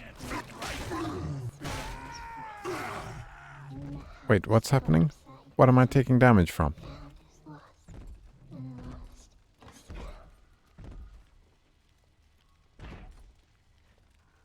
That was weird. Yeah, right, so I would argue that... Well, no, actually, no, never mind that. Just increasing the number of people having these types of discussions, I believe, like, from my political view says that creates a society that I would enjoy more. Yeah, there we go. Even though we make all the mistakes and whatnot. Parasite must be chopping my heirlooms for kindling even now. It sickens me.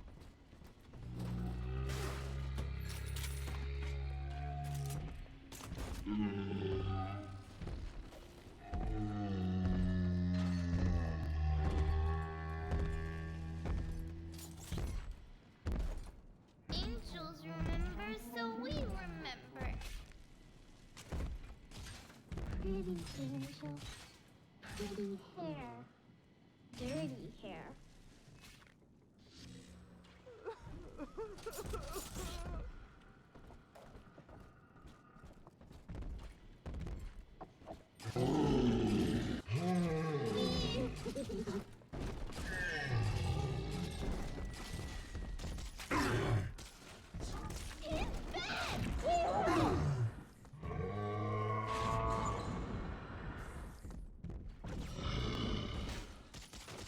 Oh, I don't have any more shots, eh? Naughty! Naughty! Get over here. Oh. Oh no. He was so stuck and then he wasn't. Hey, get over here. Get over here. Oh.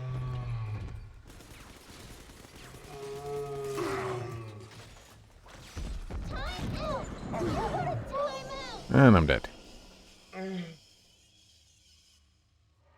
We got him down quite a bit.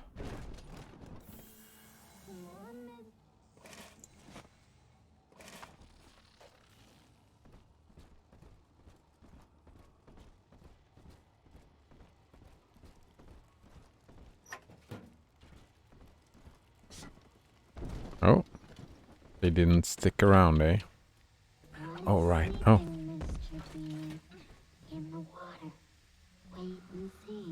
Oh, the little sister is healing.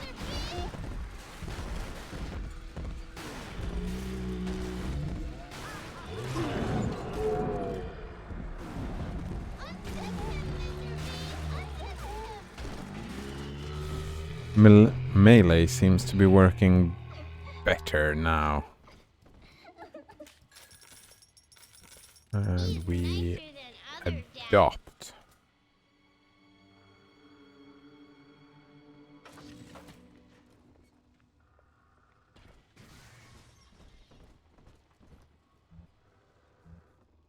Can't carry any more rivets, eh?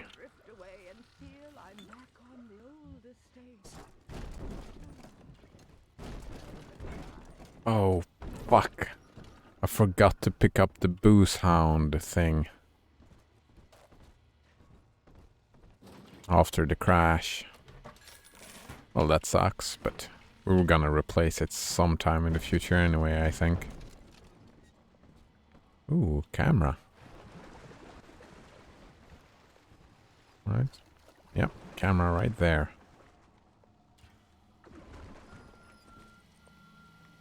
No use hiding. I know this estate like the back of my hand. This might work. Safety!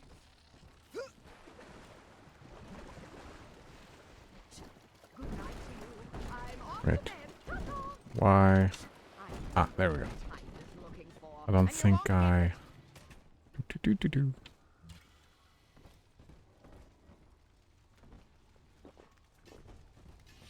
Yeah, they do connect together. Oh, we can go up on the roof as well.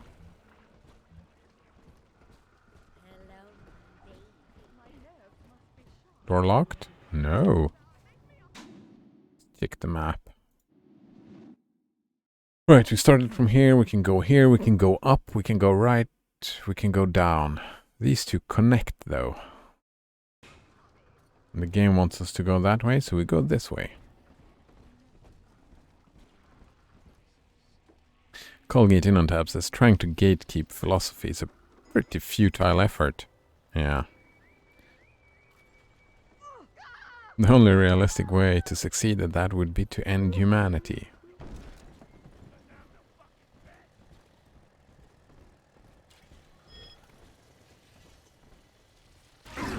Daddy's giving you stores and birdies. Fuck. I died. Yeah, that kind of makes sense. Indeed. Daddy, are you taking me home too? Well, I'm guessing his argument was... I'm guessing that saying that he was trying to gatekeep was a bit strawman-y of me, I am guessing. And maybe what he was trying to do was rather... This way. Not this corpse? I would have guessed it was that corpse. He wanted people to use proper methodology and proper... Here's the angel. Yeah, do it properly from his point of view. And that is what I'm arguing against, right? Well, I'm okay with him wanting people to do it properly, and him doing it properly on YouTube is a good thing, I would agree with. Monster has taken another of our babies for his own. Tin Daddy is hollow like a jail cell that needs filling, and he will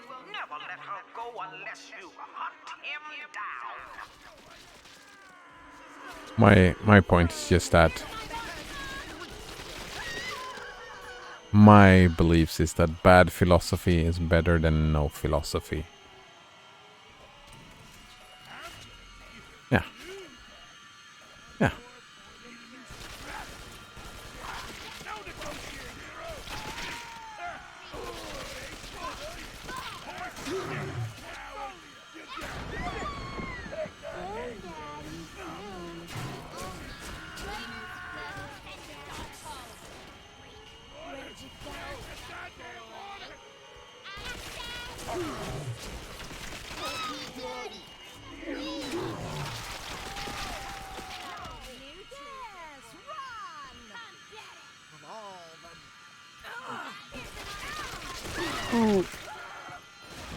Oh, that was a grenade.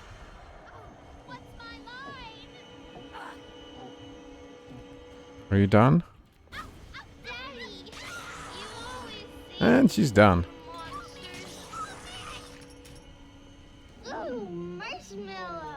Colgating Tab says it's absolutely fine to want that. It's just not realistic to realize his wishes. Yeah. I mean, it was a political discussion, right?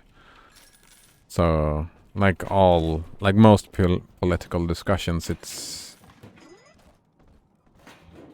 you take an extreme point of view, right? And this is what I would want.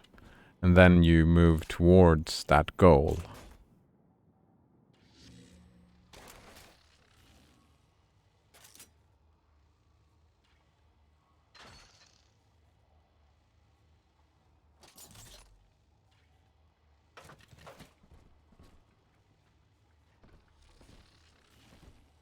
Yeah, yeah. Right, let's save.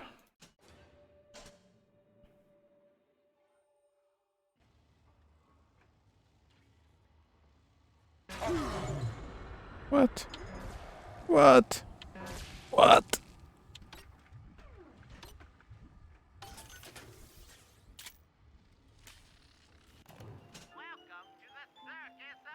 Ooh, 25?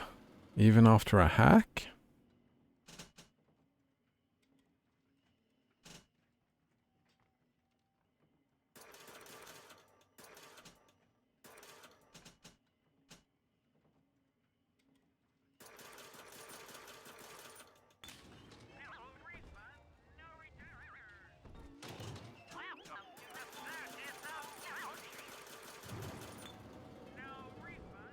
Hmm.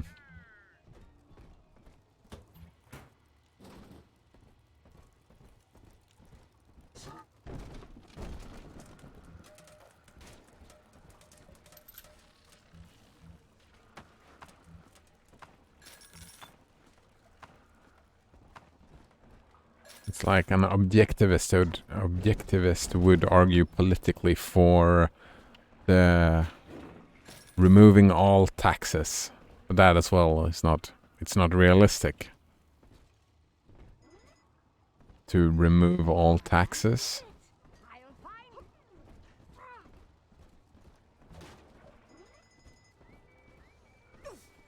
But it can be a shared goal, like a shared political goal. And you could just have the general consensus. Well, you can have the consensus between some people that, yeah, let's work to remove as many taxes as possible.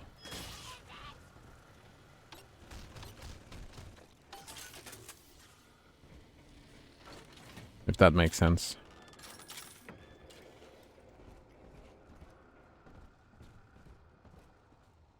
I'm pretty sure if you talk to him, he would probably agree with you that it is unrealistic of him.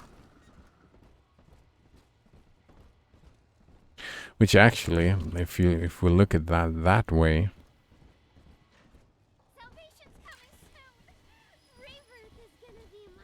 maybe I don't feel as harsh anymore against his.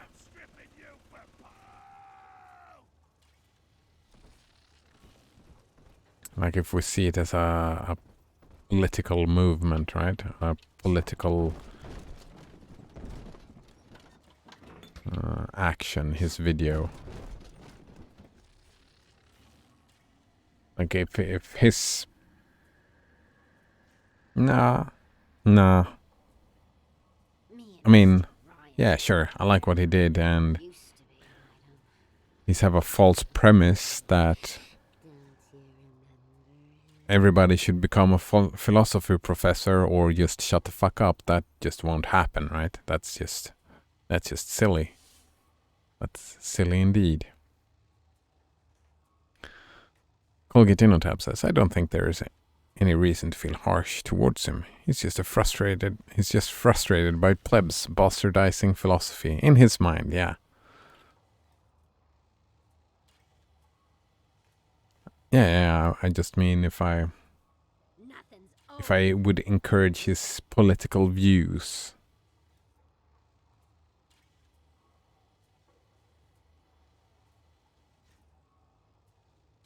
Yeah, just like, even though I completely disagree with objectivists, having some people fight against taxes, like as a general feel, is a good thing for society, I believe. Like if everybody had similar views to me, that taxes are great. Taxes are doing many good things. If you just have that, then the tax collector, the tax man, and whoever is utilizing all the taxes, they might get sloppy and spend the taxpayers' money in a sloppy way. Having people scrutinizing them that hate paying taxes, people scrutinizing their moves and how they spend the taxes, is a good thing for society. Just like people with his political attitude, who gets frustrated by plebs who's bastardizing philosophy in his mind. Him scrutinizing what they're doing, it's also a good thing.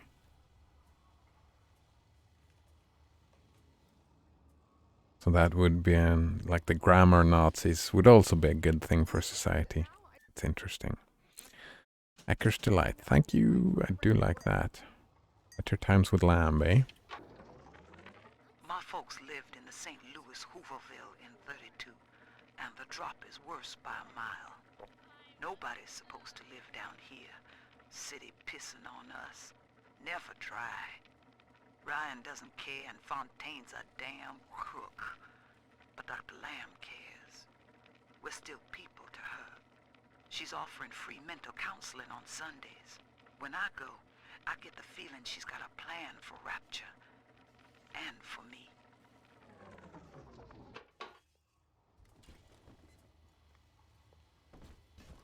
I mean, people... I can't really suspend my disbelief about all these, the splicers and all the people here, because they're all the same, right? It all sucks. Like the society looks exactly the same as it did in the previous game.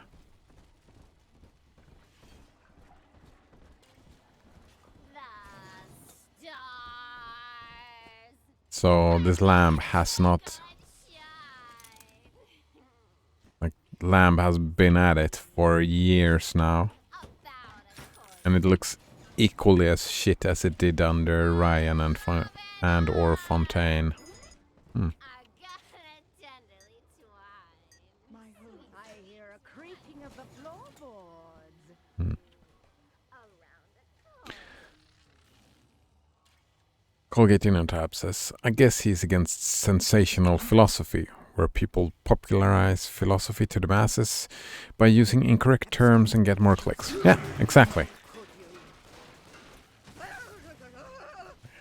Exactly. That was his issue indeed. As he talked about YouTube and stuff. Yeah. Yeah, that was his exact point. And my argument is that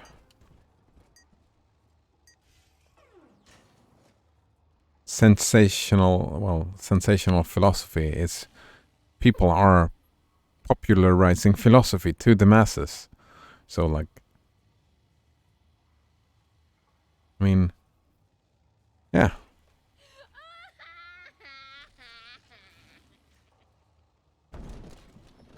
Even though, like, there's a lot of philosophy that I don't understand, I'm still talking about it. And I think it's good. I think it's, well, no, not good. I think in my political views, that's good. It's what the change I want to see in society. I want people to spend time to think about their worldview, right?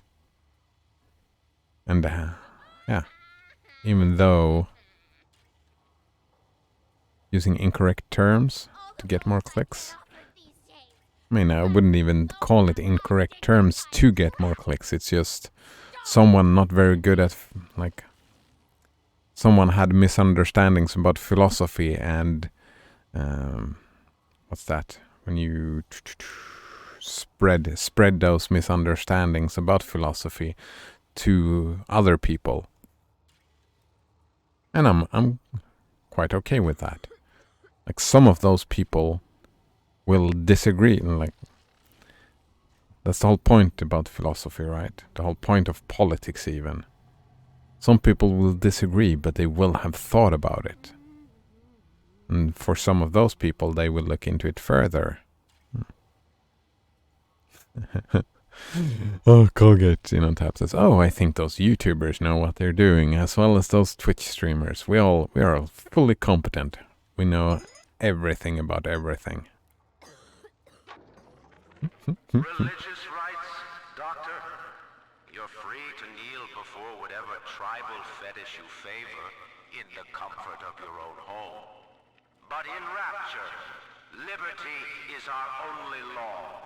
A man's only duty is to himself. To imply otherwise, therefore, is criminal. Ask yourself, Andrew, what is your great chain of progress but a faith? The chain is a symbol for an irrational force guiding us towards ascension. No less mystic than the crucifixes you seize and burn.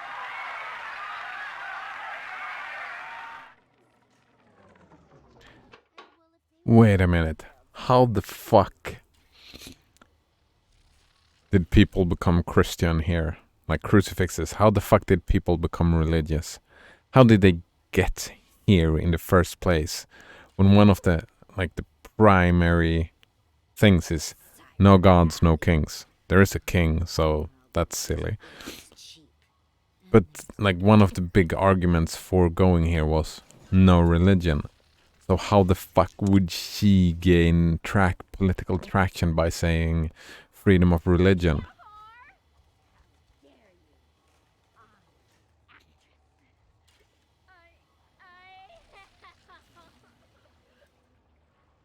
And again, like, he is all for liberty, right? So anyone could believe whatever they want. So why would he catch that bait? How would that even work? The debate that they just had, it doesn't make any sense in this context for that debate to happen at all. Like, even if there were a lot of religious people.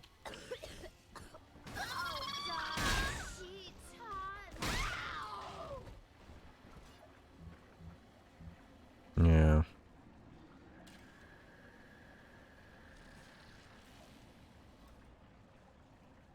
Colgate Tab says, I have somewhat similar views on math as he has on philosophy.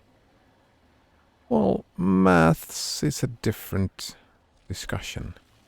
Blasphemous says, don't they all say that? Oh, fuck, I missed context there. Say what?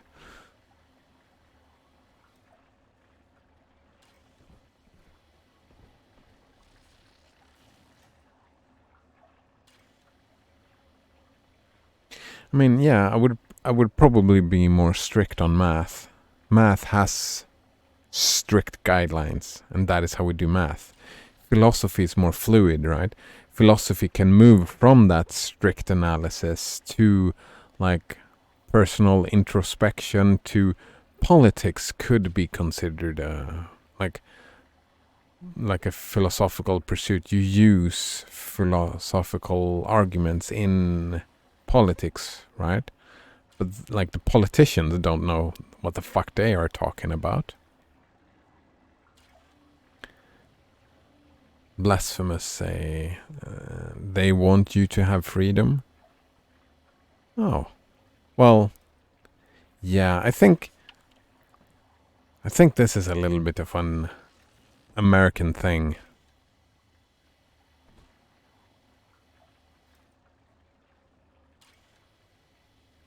American culture thing, that freedom above all, right? I'm not necessarily, not in every discussion I don't feel that freedom above all, and I'm pretty sure that not in every political discussion in Sweden freedom above all is, well, that they want us to have freedom would not necessarily be a like, if we look at popularity as politics as a popularity contest. Like in Sweden, you might not win a lot of points always saying that they want us to have freedoms. But yeah, here they are. Both of them are saying that they want people to be free.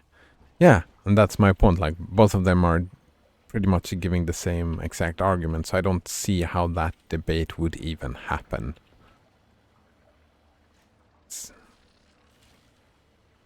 Yeah, it's a bit of a flaw in the debate. Right? Yeah, because they've been so... But then again, Lamb and Ryan and Fontaine, all of them were either narcissists or psychopaths. And from that lens, their behavior makes sense. Oh! No healing stuff yet. That's interesting. I can buy some healing from over here, but I don't want to. I'd rather die than spend my hard-earned cash on healing.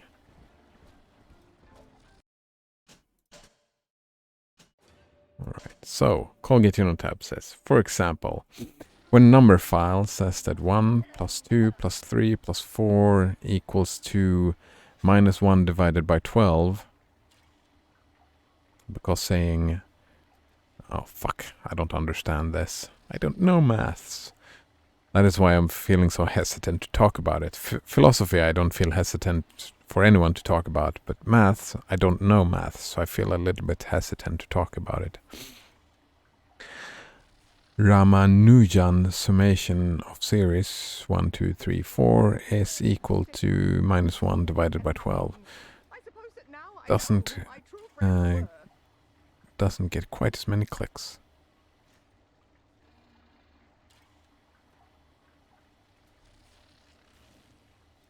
Oh, but I mean, that's clickbaiting.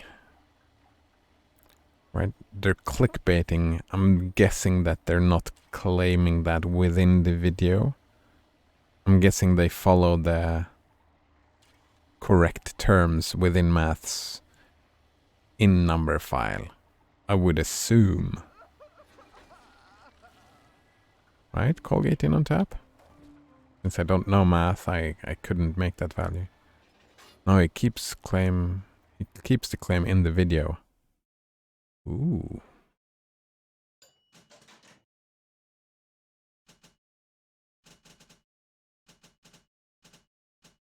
Oh, you can buy a lot of things. We might crash the game here as well. Since we're in a menu here. Yeah, let's not buy anything. Let's use the first aid kit. Doesn't even mention Ramanujan summation.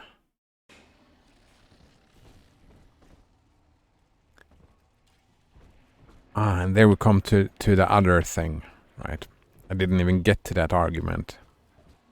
But I probably would, even though I would be more, like my views would be more strict about maths, I would probably disagree, like, would be more strict than with philosophy. But I would argue for, again, popularization. Like, people watching Numberphile are not, well, some are mathematicians, some are not. Like, I watch Numberphile from time to time when I get clickbaited into it. And one could argue,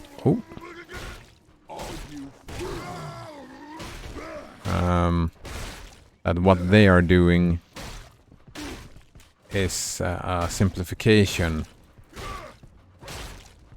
Oh, jeez. Wait. Where is he going? Oh, it was a scripted thing. I couldn't kill him.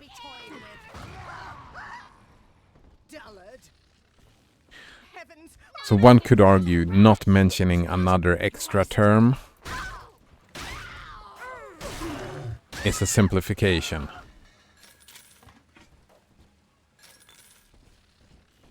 And that simplification, like, yeah, that is what I was thinking about. One of the arguments, because he was criticizing a video called Introduction to Immanuel Kant.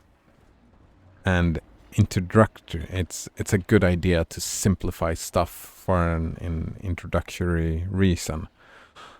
Like, I wouldn't, like, using like we've been talking about prescriptive grammar in teaching language, right? Learning a second language. I would argue that prescriptive grammar is helpful. But then again, the point of using the prescriptive is to help people speak and read and write. Use the language better, right? So skipping this might be valuable. Not to be confused with Ramanujan's sum, which is something different. Further information, 1 + 2 + is a technique invented by the mathematician Srinivasa Ramanujan. That's an Indian name, right? Indian, yep, Indian mathematician. For assigning a value to divergent infinite series. Yeah, it's a technique. And that technique is what they used.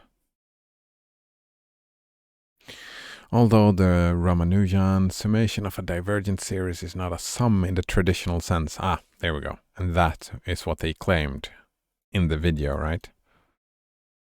They made it look like it was summation in the traditional sense. Which I would probably agree with you, that they could have just said, this is not summation in the traditional sense. Just a short disclaimer. They could have spent that half second to say, oh, this is not summation in the traditional sense. Well, the second or whatever. They could have said that. They didn't really need to add this in, but there's properties that make it mathematically useful to study of divergent infinite series.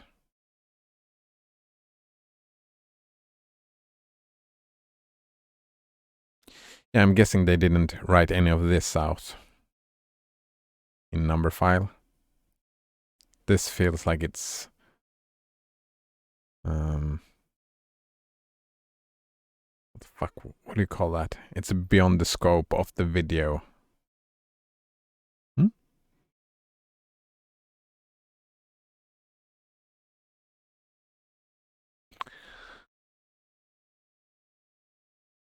Let's see, Colgate on tab says, but generalized sum for infinite series diverges.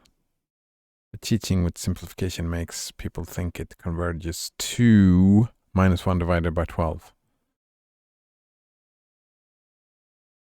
I think I understand your point. It's misleading. It's incorrect. It's not quite what happens.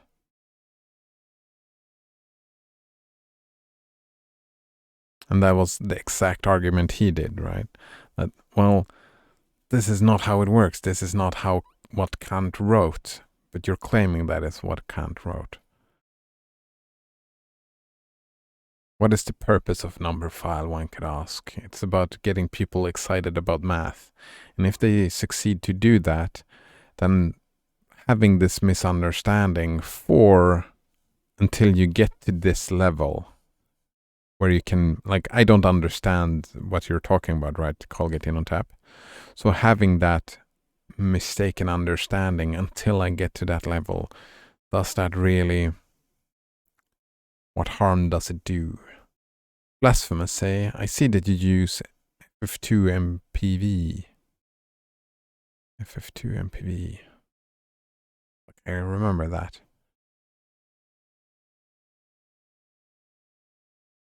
FF2 MPV. Where do we see that? How do you see that? I'm pretty sure I use, that's like the YouTube thing, right? Or the video thing where you can just, here we go. Play the current URL in MPV. Oh, I've been using it. I have completely missed this little icon. It's very hidden. Ooh. I don't know why I have it on this computer, though. I don't watch a lot of stuff in this computer at all.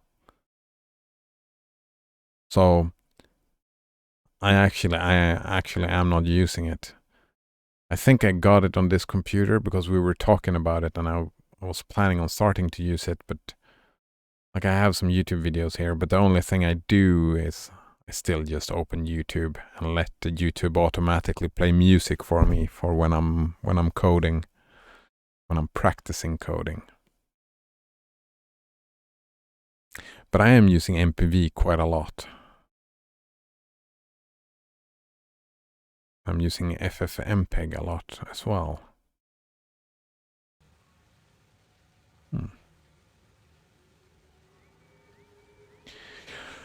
Colgate Innotab says that misunderstanding comes up before this level. Yeah, but again, it's relevant for the misunderstanding is relevant for mathematicians. It's not necessarily relevant for like someone just studying maths for the fun of it. Learning like layman math. I don't know.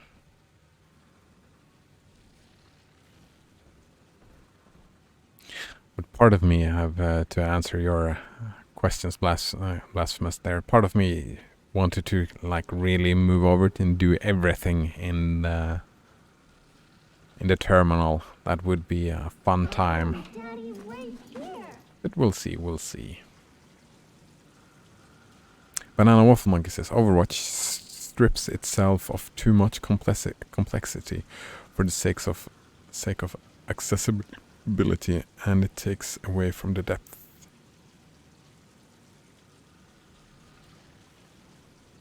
Wasn't that the Blizzard way, though? The monster has taken another of our children, family. He would turn her from us just as he did to Eleanor. Show this thing what befalls the boogeyman when he steps into our garden. This girl is tougher than you. My portfolio. Shit. Yeah, wasn't that the Blizzard way? Just making simple games. Easy to learn, hard to master. When Blizzard was still a thing. Blizzard is dead and gone, though.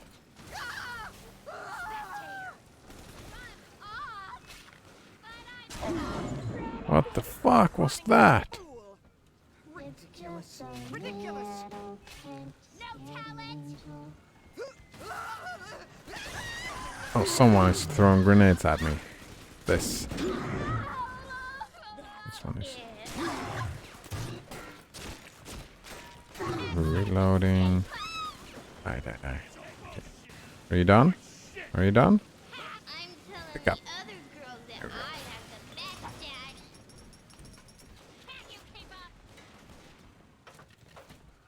Alright. Banana Waffle Monkey says, paid for Overwatch, and I still rather be playing Team Fortress 2 because the movement just feels better, even if it is harder to learn.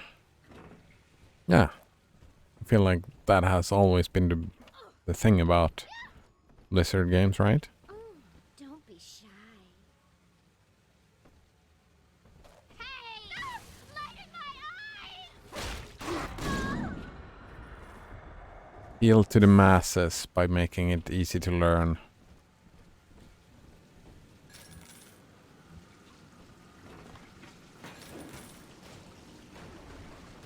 I think.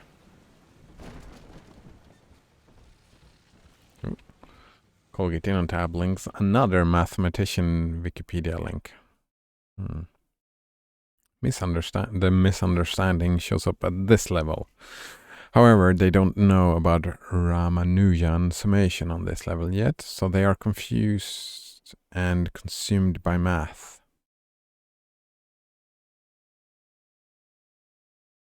Right? In Mathematician series is roughly speaking a description of the operation of adding infinitely many quantities, one after the other, to a given starting quantity. The study of series is a major part of calculus and its generalization mathematical analysis. Series are used in most areas of mathematics, even for studying finite structures such as combinatorics, though generating functions. In addition to their ubiquity in mathematics, infinite series are also widely used in other quantitative disciplines such as physics, computer science, statistics, and finance. I mean, I haven't really studied this. I've run into it at times. And these, what did you say? Do these always diverge? They continue into infinite. There is no like proper equals about this. Is that what you're saying, Colgate in on tap? That you have to use the Ramanujan technique to use the equal sign at all in an infinite series. Am I understanding that somewhat close to where we are? They don't always diverge, but the 1, 2, 3, 4 one does.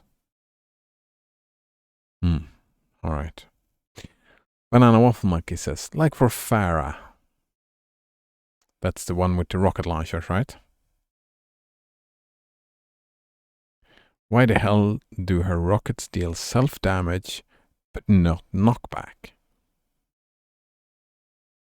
Does other people that get hits get knocked back by Farah?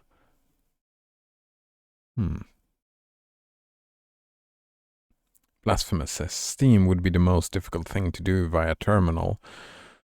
There is Steam CMD.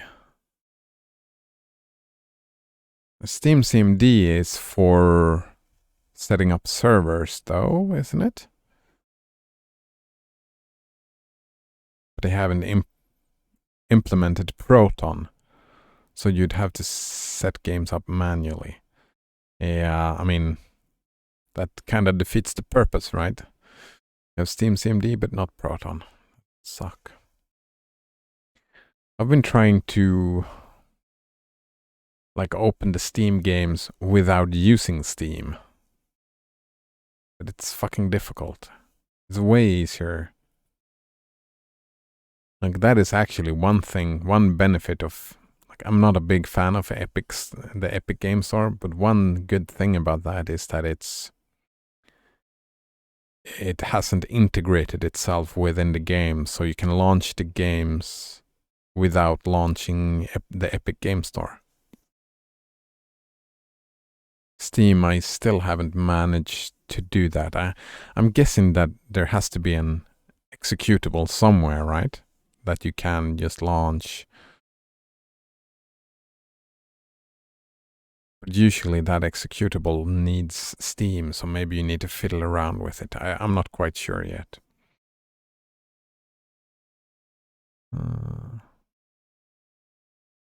Let's see, Banana Waffle Monkey says, yeah, a little bit. And then I agree with you. If it knocks back the enemies a little bit, then it should knock back her a little bit. Her mobility is to float. Yeah, I've played Overwatch. I've played her. Float for a little bit. You're a sitting duck. Wait. Her mobility is to float for a little bit, and you're a sitting duck. Having rocket jump capabilities, which would open up a lot of doors, open up a lot of potential for her to rush down or get out. Yeah. And she only has 6 rockets and no hit scan.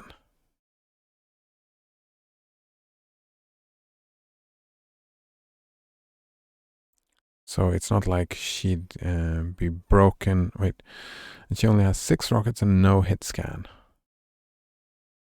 Yeah, so it's not like she'd be broken if she could have access to that sort of mobility. Maybe not. Fuck. Thought she had rocket jumping capabilities. It was a long time ago I played Overwatch, though. Oh, was that someone asking if we wanted to be famous? Banana Waffle Monkey. Yeah. 11019990. Not a traditional rocket jump. Not a rocket jump that you would want to see.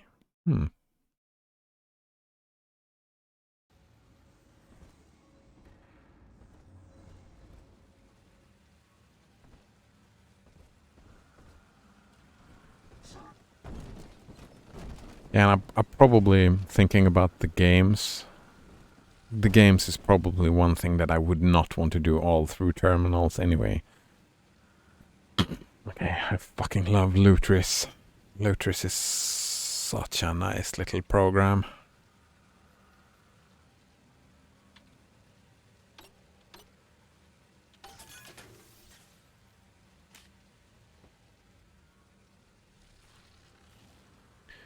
Just hit a button and fly up, says Banana Waffle Monkey. In Team Fortress 2, you have to time being able to crouch, jump properly while firing at a specific angle.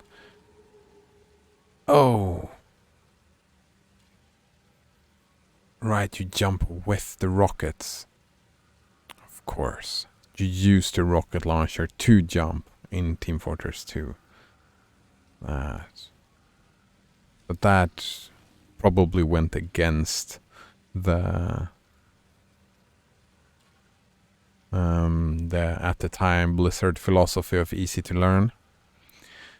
You have to time being able to crouch, jump properly while firing at a specific angle to get the trajectory you want. Same with Quake.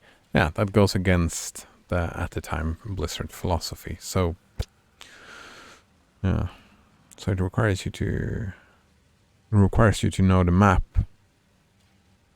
well as how your character moves.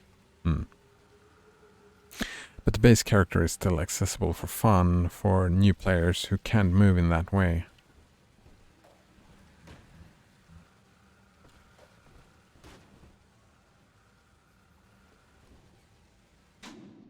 Yeah, I mean, I suppose. Oh, no, that's not what I wanted. I wanted to go here.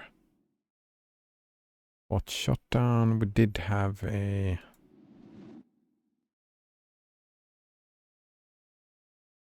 Like I saw a drop off somewhere here. What do they look like? The vent. Right here we have a vent.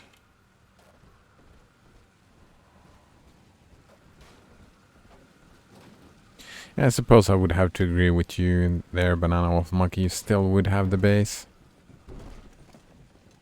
But like, I can see how that happened. How they won't do that. Since they, like, that philosophy kind of became a religion for them, didn't it? And now it's, yeah, it's kind of a religion for the Blizzard devs. Where they would need to...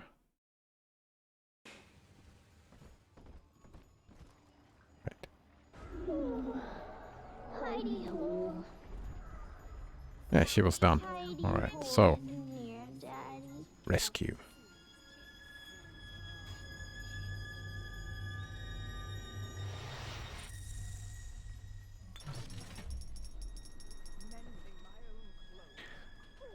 Then that would put more... Also, having that would put more work on the matchmaking system, right? If it's a game, you just go in and play for fun, and... But then again, you can have different...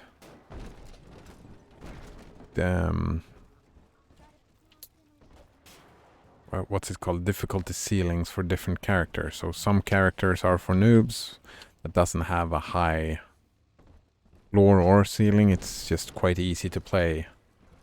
While other characters can be more difficult, and that would...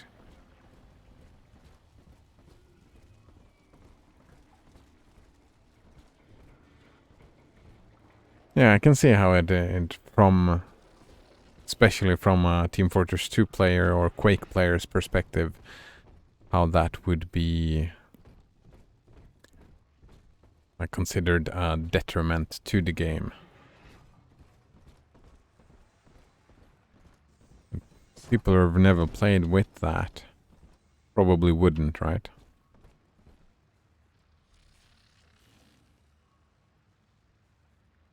I'm guessing. Old Papa's Drop's the worst neighborhood in Rapture, but it's a hell of an opportunity to raise up some affordable housing. When Atlantic Express was constructing their luxury passenger line, this place was hollowed out beneath as flop houses for the railway crew. Nobody was supposed to reside down here long term, but when you're broke in this town, you're not exactly swimming in alternatives. I don't favor spending more than an hour or so down here at a time. There ain't a side of the tracks more wrong than under 'em. Oh, fuck, I wasn't paying attention to it. I was lost in thought. Root splicer, eh? Well, sport, I guess Gracie's home. But that big lug just dropped half my damn hotel in your way. Now, to break through that mess, I expect you're gonna have to work out how he got so burly. Find yourself a genetic research camera, son. You can pick up any number of tricks from a splicer with one of those. Try the pawn shop downtown. Alright, we're gonna take pictures again.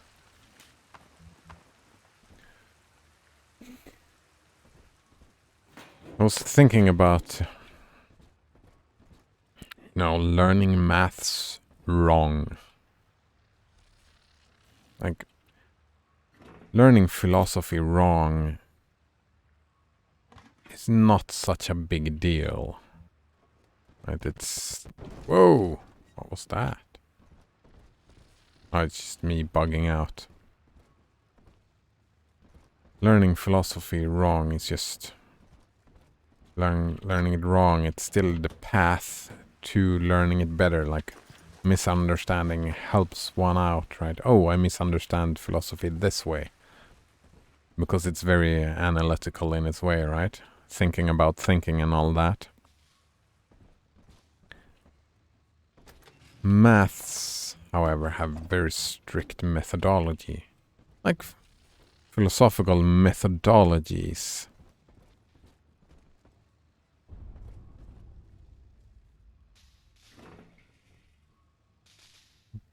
Yeah, there's a difference between methodology and theoretical studies, if that makes sense. So learning a methodology wrong or teaching a methodology wrong or presenting a methodology wrong is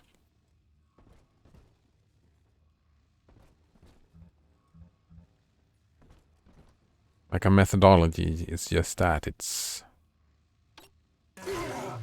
damn it. Damn it.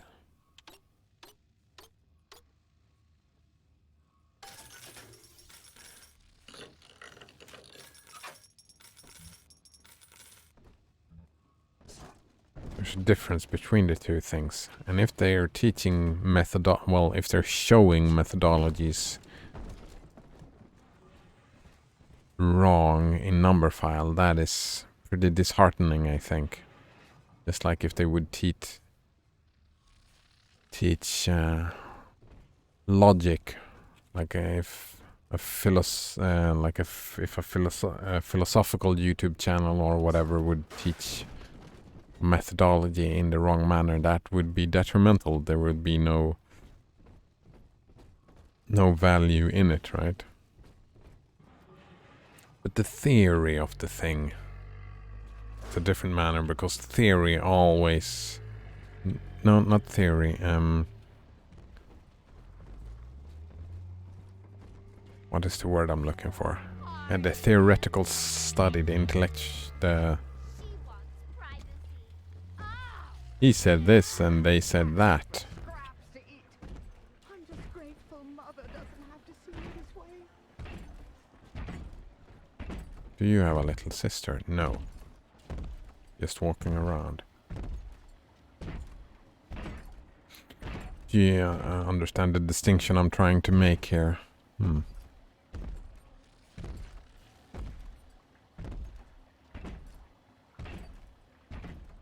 Colgate Innotab said also the methods in number file used to determine the Ramanujan summation of 1, 2, 3, 4 and so on is closer to black magic than actual math.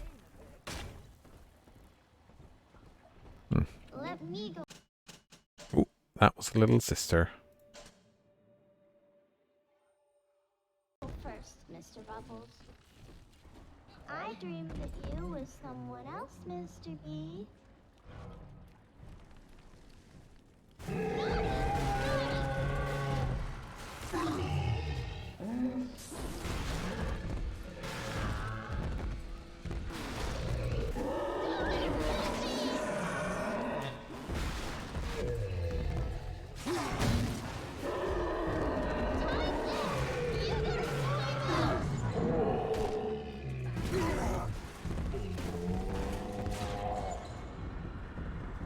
Oh, I'm dead. But melee, I wrecked him up. Screwed up a little bit, but it was super close to killing him. With only 2 health things. So where was he? Fuck, where was he? Is he right there? Yep. Ta-da! Come on, Daddy.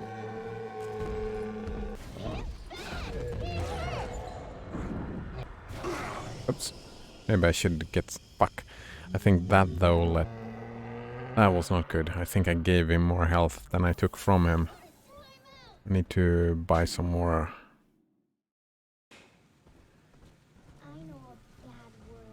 Or maybe I don't need to buy some more. Maybe I can just run back and forth. No, no, stop doing that. Stop doing that.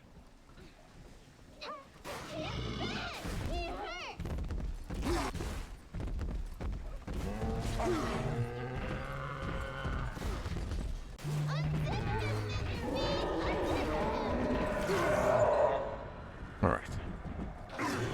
Nope, no healing. Yeah, I need to bring the health thingies here. So where do we have a store? That's not a store, right? No, that's Gene Bank. What is the... Nope, we're crashing again. Damn it. Was too slow. But I did just save. That's fine.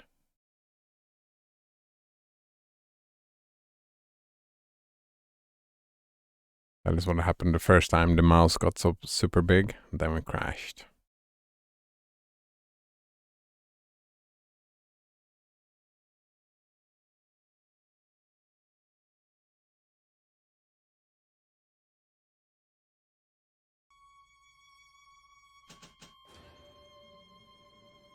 So if I would have just brought more heals. Yeah, bringing more heals. We can beat him by melee. So I just need to. That you was someone else, Mr. B. Yeah, we started right before as well. That's a nice save. Not that shop. Ah, this shop is what we need.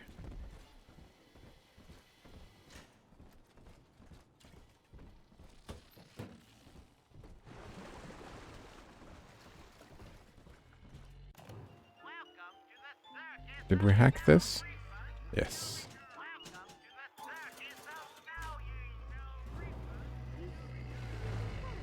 This should be enough to beat him.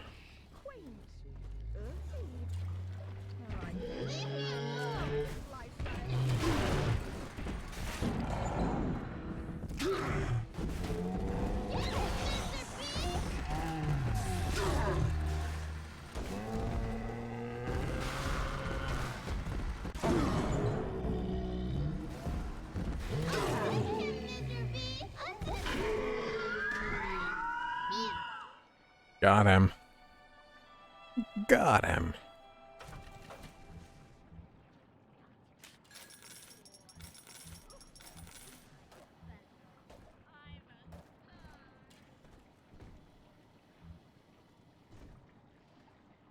Got him, Mr. B. Oh yeah, we did it. Oh, so let's save that so I don't have to do it again. I think I only, yeah, I only used one heal. No, he dropped one heal, so I used 2 heals. Still got him. Right, and 2 gathers. Come on, Daddy. It's close.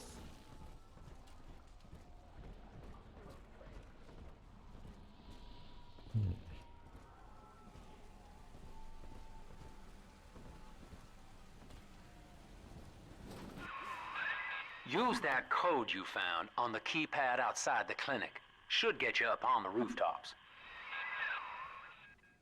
Did I find a code? 0047. I did. Did find a code.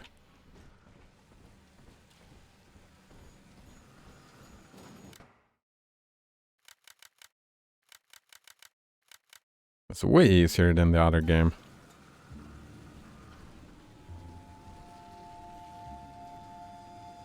Code at the fishbowl. Pick up. What do they expect? You keep enough drug stash in this clinic to slice up a rhinoceros. Of course every poor soul in a drop's gonna start beating down your door. It's my job to think up a new key code to keep them out. Seems like every other day now. Nuts. I'll mull it over for a while at the fishbowl diner.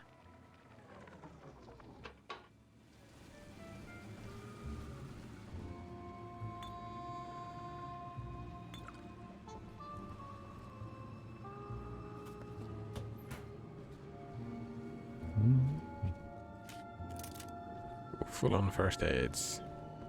Surprise, pal!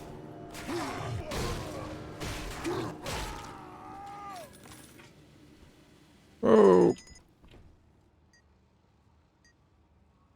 Can I get beneath that thing? Probably, without issue.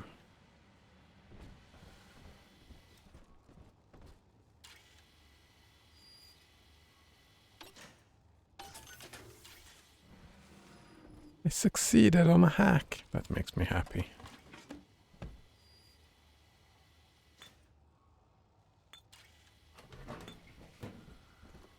A stagehand? Hello?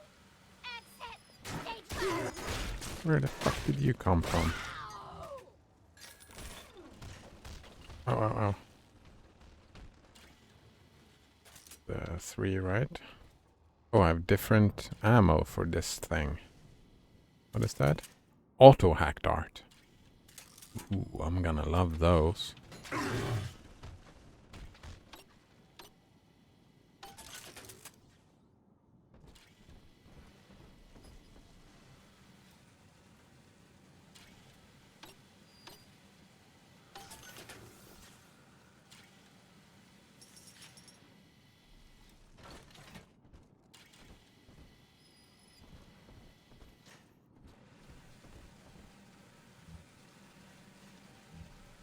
Oh, full on shotguns, eh?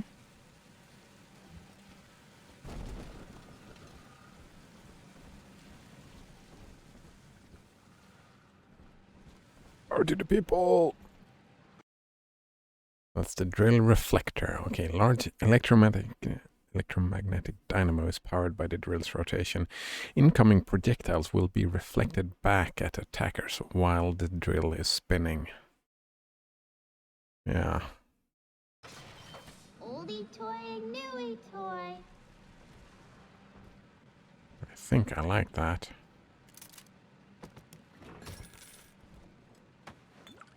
Ooh, is this Smell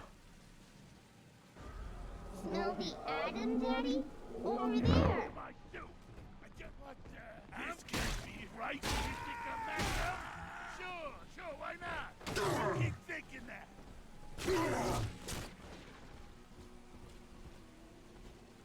Iron me. Her eyes.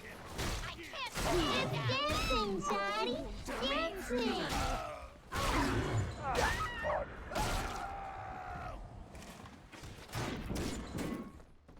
what was that? Someone's shooting at me. Weak. This girl's tougher than you. Stop doing that. No? Ah.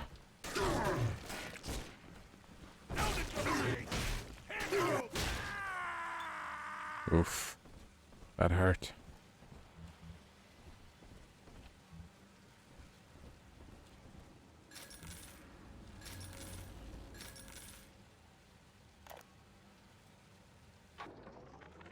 Now, Eleanor, Mummy has to go away for a while. You shall be staying with Aunt Gracie. Mommy, don't go. Eleanor, you are better than that. Do you remember what I told you? I am very special. That's right. And what else? I was born to change the world. Yes. And when Mummy returns home, the world will be very different indeed. She will make it ready for you.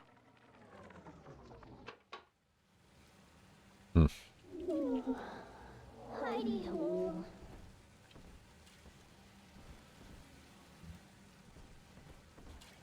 Oh.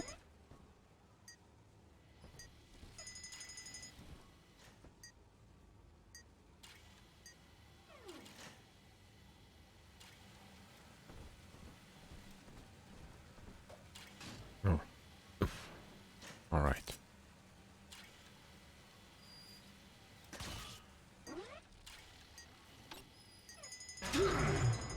How did... There we go.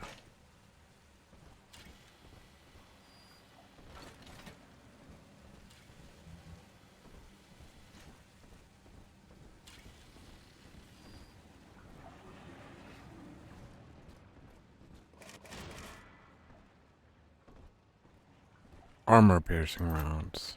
Nice. We like those. However, so far the big daddies have been taking a beating. It's this way. Oh, it's this way,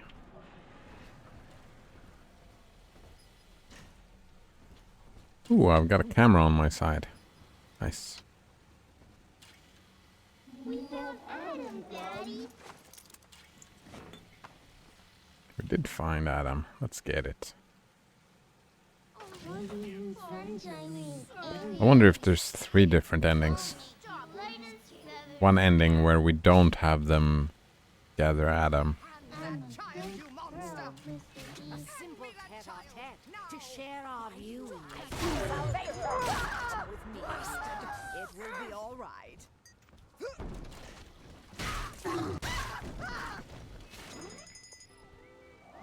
Oh, what are you doing? Stop doing that. Step away. She belongs to me. One more for the family. Send your daughter home. Horse shit.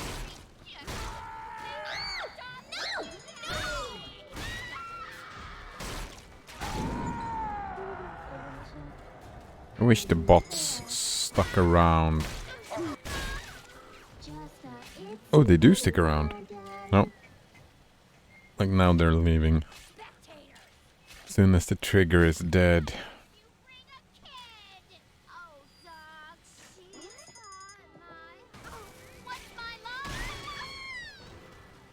Oops.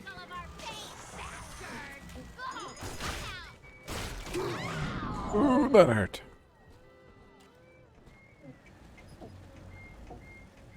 Are you done?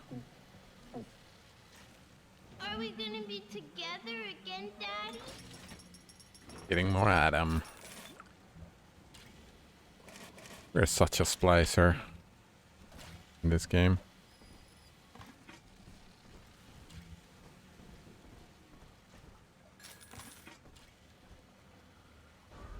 See? Adam is near.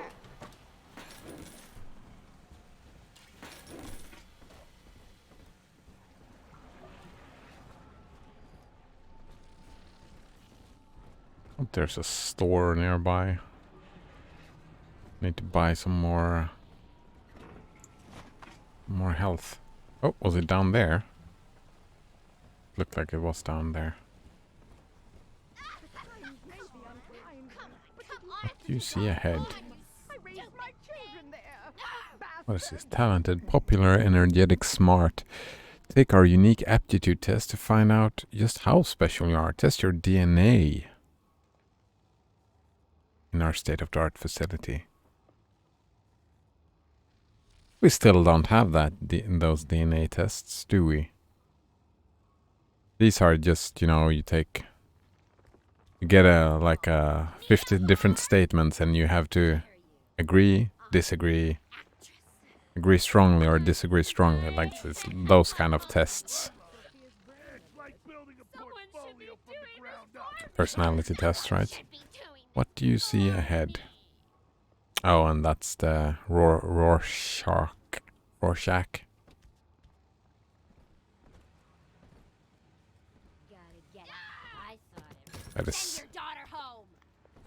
That is such a meme. The Rorschach test.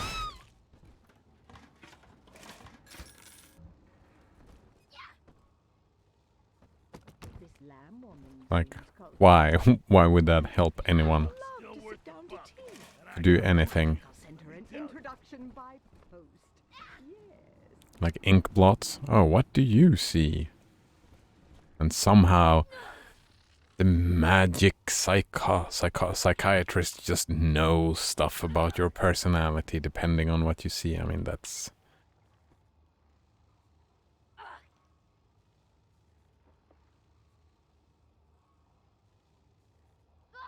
That's kind of... Oops. Oops. Oh my god, I'm so bad at this. And I'm dead. Serves me fucking right. No. I'm always safe with Daddy. Where are you? Hand her over. I'll get you, you fucker.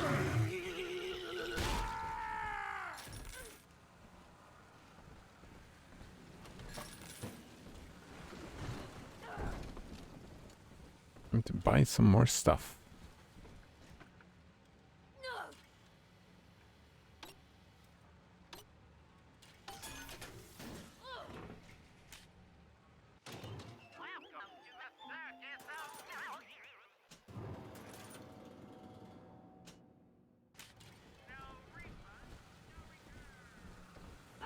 Close enough for rock and roll. Oh, we have to run all this way.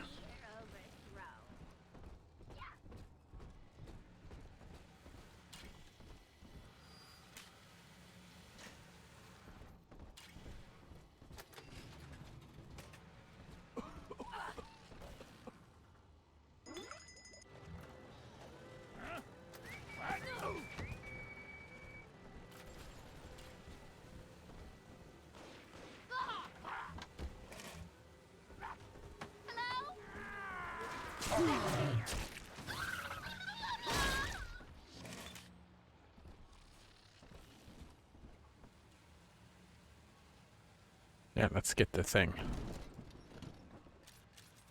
The camera!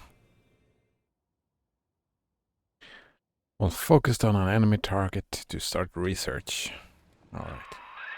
That thing's a miracle in Technicolor, kid. Works like a movie camera. Start the film rolling before you open fire on a splicer, and then anything you hit him with tells you more about his DNA. Let's give it a dry run, shall we? DNA.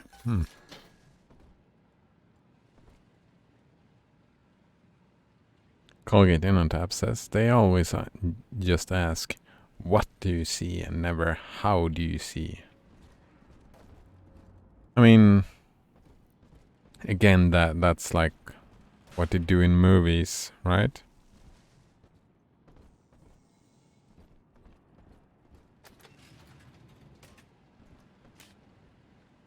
I'm guessing that it's just a catalyst for talking about stuff.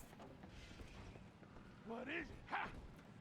What happened to this thing? And triggering associations was the idea, right? Like, I can see why the early psychiatrists felt like it was a good idea to just have random ink blots and have people, just to get people to talk about stuff. But I mean, you can do that in so many better ways.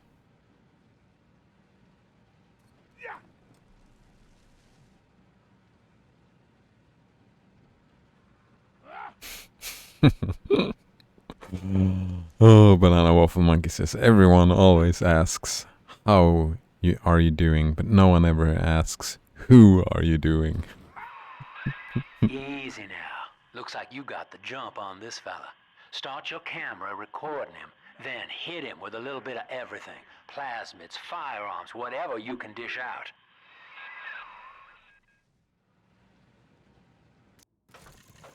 I'm gonna be her new daddy.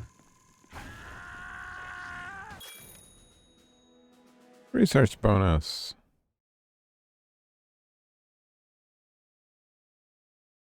They are vulnerable to anti-personnel rounds. Ooh, marshmallow. That's it, son. Camera spits out a prize once in a while as you learn what makes a splicer tick. Now, find one of those big old brutes and take him out on film. Before long, you'll be able to brush aside that mess at the hotel. That's a big hammer, Colgate in on tap.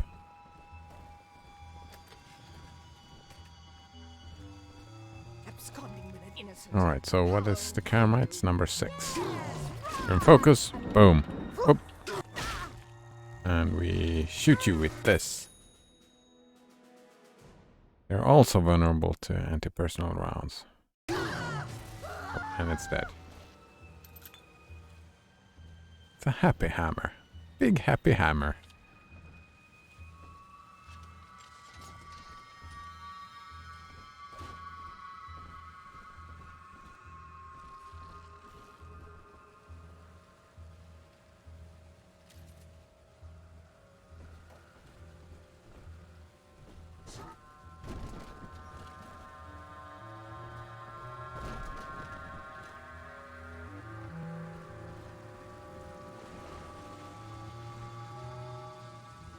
Oh, is this? Adam, Daddy. Nope. Over there.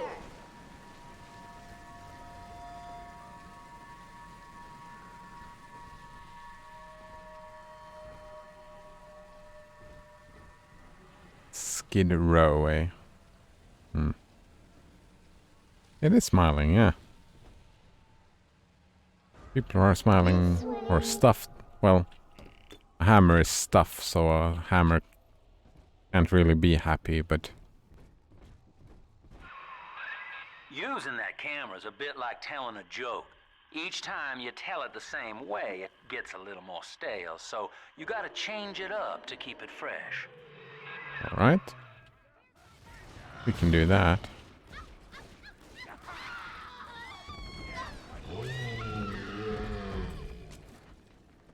Yeah, one more for the family.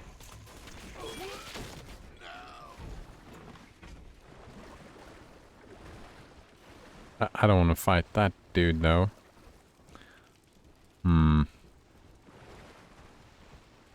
We'll record the big daddies later on, I think.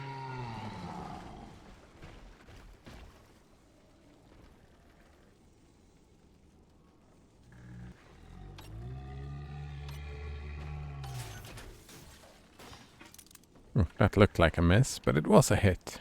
Nice. Haven't saved in a while, so let's do that. Now that we've got a new shiny camera.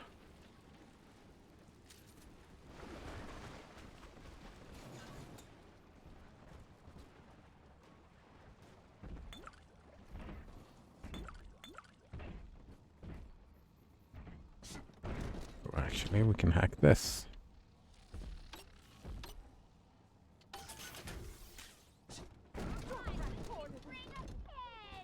I'm not speaking to you. Oh, is this the... No. Daddy, Oh, over there. that would have made me happy. Oh! Shelter.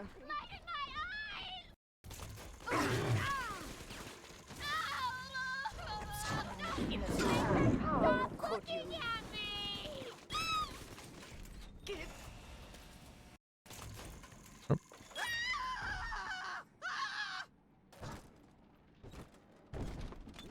Did the health station just kill that splicer? Hmm.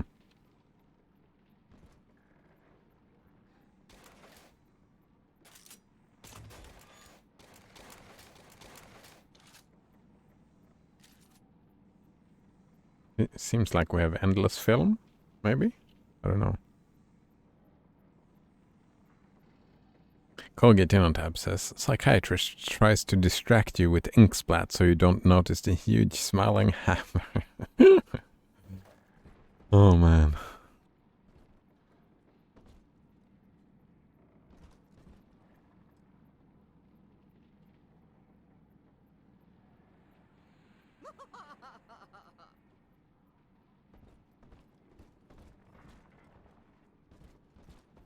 A prowler? I think rather that the psychiatrist used ink splats to distract you from the fact that they don't have the fucking clue of what they're doing.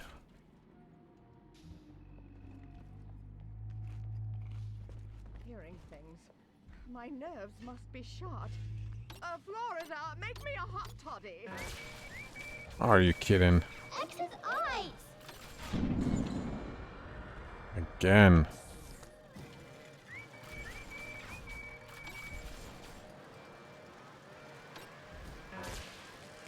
And again. And again. Remember, son, without using that research camera, we can't get to Gracie. And that means we're stuck here. Get one of those big apes on film, then work him over. I think we're good. Banana Waffle Monkey says that aspirin poster reminds him of something. Let's see, what is that?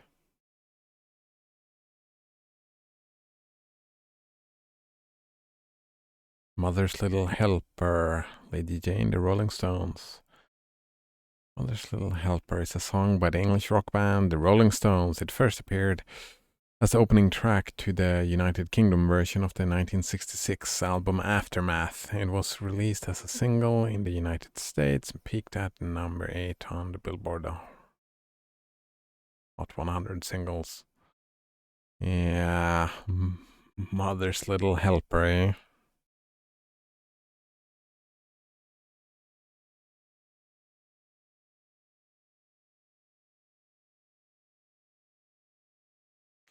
I think in early psychiatry, now that I think about it, as Colgate in on tap says, or maybe they try to make you forget that you paid them already. Like early psychiatry, like it was stigmatized going to a psychiatrist, right? Still is probably in some places. Come on. I'm guessing some people that ended up in a psychiatry, well, maybe, yeah, some people of the people showing up. Like a lot of what psychiatry is like figuring out stuff that is unconscious and stuff, you know? Like it's all in the head of the person going to the psychiatrist. So if people come in with the attitude that, yeah, what do you do? Show me what you've got. And it's only like stuff that you already know, kinda? Not really, but you get my point. So then maybe psychiatrist was happy with the ink blots to show, like, making it look like something. It looks better, right? It looks better from the outside. You have ink blots and somehow you're doing some magic thing.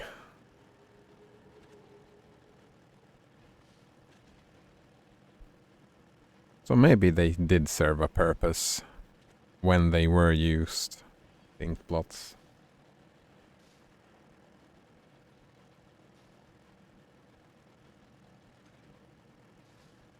Helping people accept psychiatry that maybe wouldn't otherwise.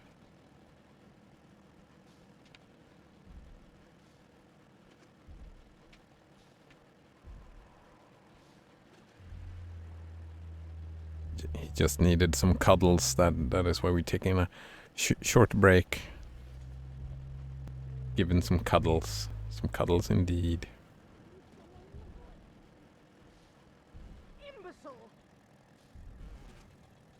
Very good. I can play with one hand. We can listen to this. Yeah. This Lamb woman's powers of manipulation are almost scary. Her people are using the girls from the surface to gather Adam from Lamb's followers. It's in the blood. And eventually they give themselves over. Like dying is an honor. I'd almost feel sorry for them if they didn't have my daughter. I'm going to find Lamb and take Cindy back one way or another. You go, Mark.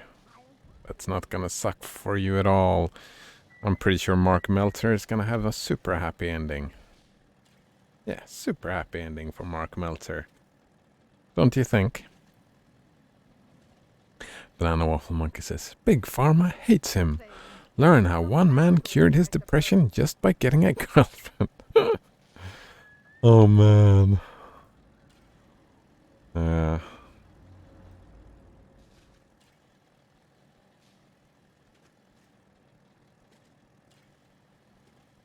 That's the ease. Instructions unclear. Got depression for girlfriend. Let's call Colgate in on tap. Instructions unclear. Got depressed girlfriend. Oh no. Oh man. I know it. Instructions uncleared. Made my girlfriend depressed. Oh no. Oh no. Shit, says Banana Waffle Monkey. You need a third girlfriend then. Oh. Just keep getting girlfriends until it works itself out. Actually, luckily, like most clinical depression will just work itself out over time. If any place needed a talented decorator, this would be it. Well, maybe not luckily. Like there's a good way and a bad way, right, to deal with it. There are root causes.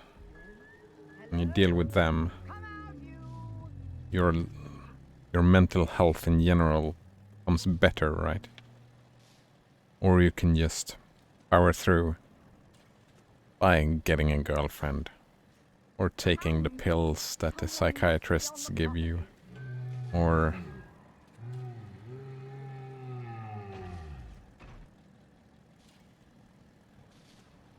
well, I mean, as far as I understand, you can get depression in two ways. They claim, some people, it's like it's just a chemical imbalance. And for some people, the pills just work. And then they live happily ever after, never getting depressed again.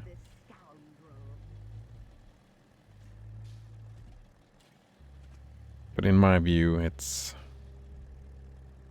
even though it sucks and I wouldn't wish a depression on anyone, it is a route to development, mental development. Must be mice. I must have the boy set some traps. Oop, that was a camera, right? Door control, let's hack this.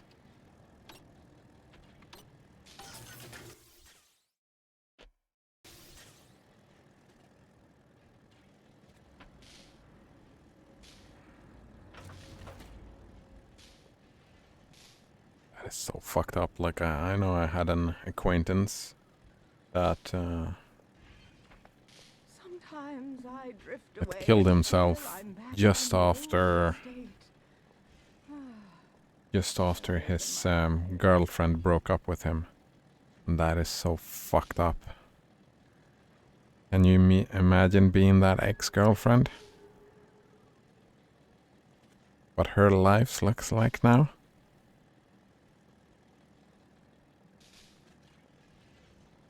How the fuck would one deal with that?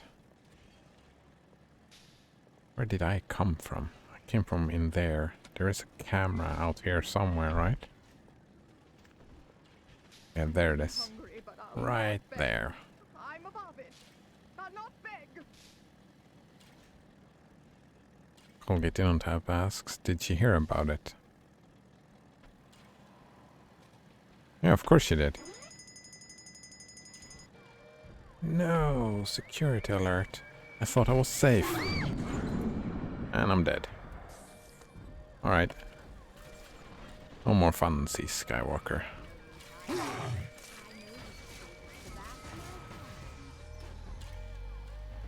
That my friend? Oh, I can't even hack from down here. Come out from hiding, thief.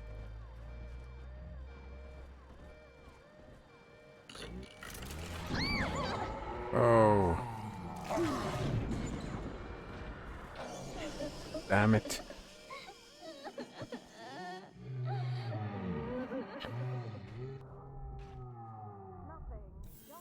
Daddy, you always save me from the monsters.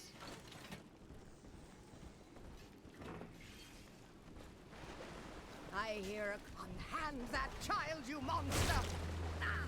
Welcome to the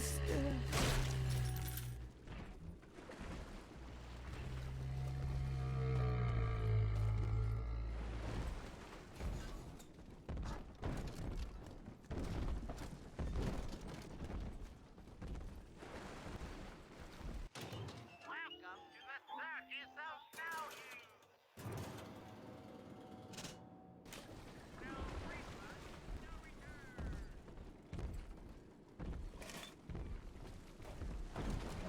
Hard to get a little attention. Oops. Damn it. Should have hacked it. This one has Adam. Oh, this one has Adam, eh? Yeah, I should definitely have hacked it. Oh, what if it's the castle? Exit! Can hack this thing, though.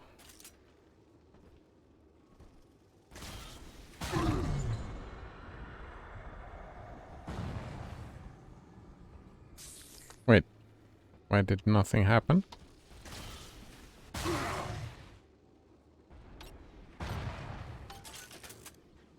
It is mine. Very nice.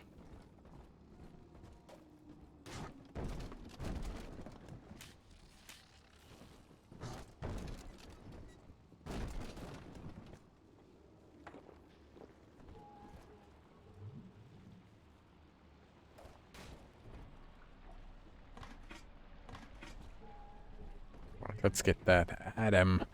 Let's get that Adam. Where is he at? There it is.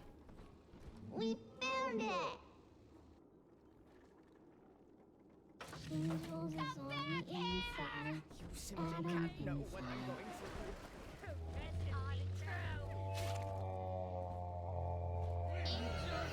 So we remember.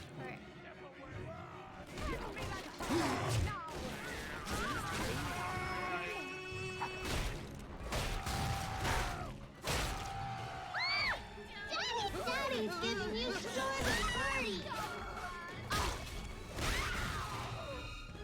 You deranged I am the big daddy now. and that child, you monster!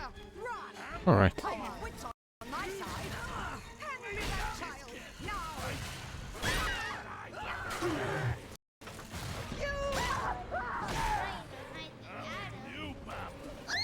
Nobody hurt my Oops. daddy.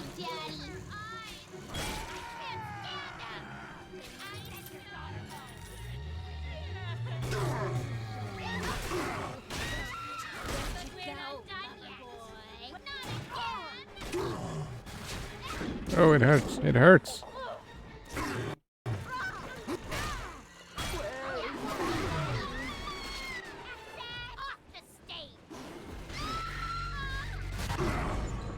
Oof. Are you done? I'm telling the other girls that I have the best daddy. I have the best daddy. Alright, if you say so, little girl. Little sister.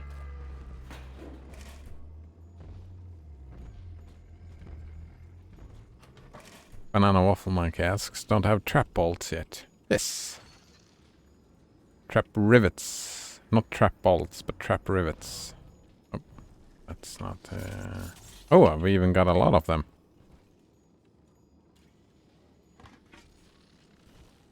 I thought I ran out, but that was some time ago.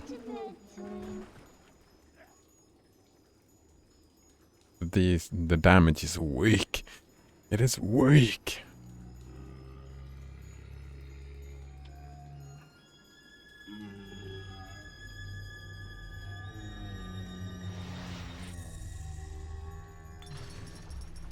Of course, a billion of them around the harvest area. Easy tower defense.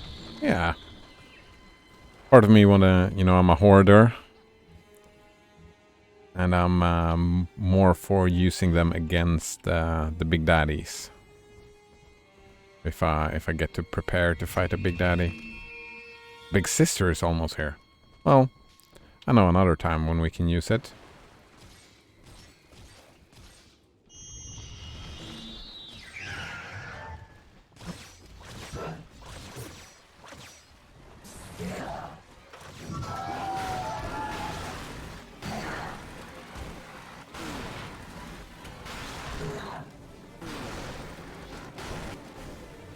Alright, we're standing in the water.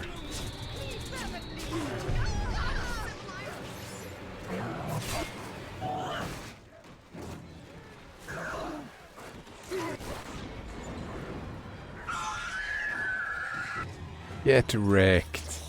Get wrecked. Oh yes. I win. I win. I win. Oh no, and then I'm dead. Oh man. Incoming air wrap, says Banana Waffle Monkey. Is this a tower defense game? A little bit.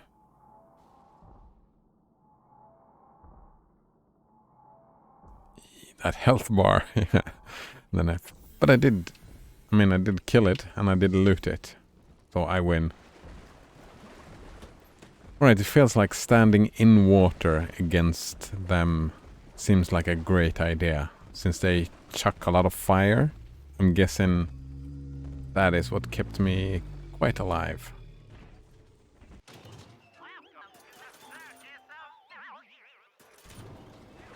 Oh, crashing again? I'm crashing again. Fuck. I don't think I saved.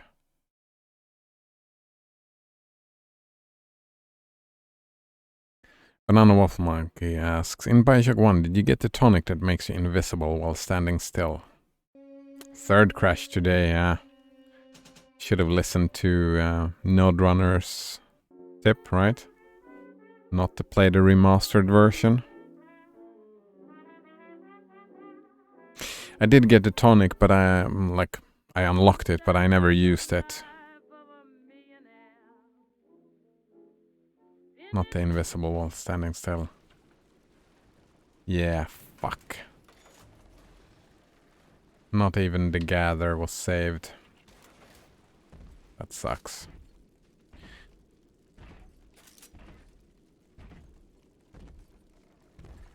Colgate in on tap or to my tip. Well, I don't think your tip will help. I mean, it's fine. It's just I need to be better at saving. Banana Waffle Monkey says it's OP as hell. I guess. Can imagine. There we go.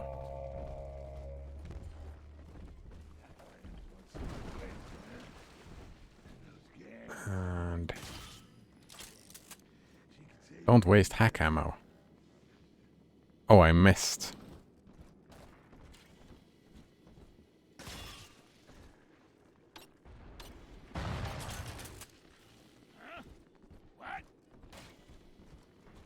Alright. This time we have a camera on our side. It'll be a little bit more easy.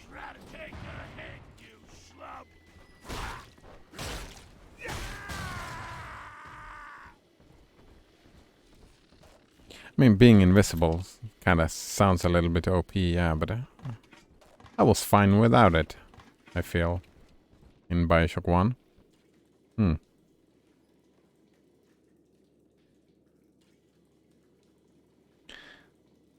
mean, you must be trolling, right? Colgate in on tap. He says, if my tip doesn't work, just add a wine WSL layer. I mean, the crashing was for... I mean, the crashing is not a Linux issue. It's the game issue. A lot of people report this everywhere, that the game crashes a lot. You just need to remember to do this from time to time.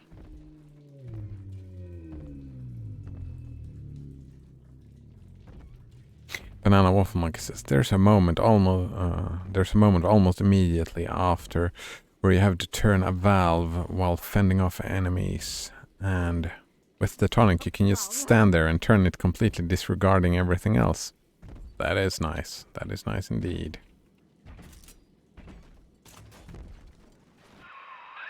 Remember, son, without using that research camera, we can't get to Gracie. And that means we're stuck here. Get one of those big apes on film, then work him over. What are you doing? Stop doing that. Why are you not helping me, camera? Oh, right, and they are not attacking the big daddies anymore. You know what they do to vagrants in Rapture? They hang them.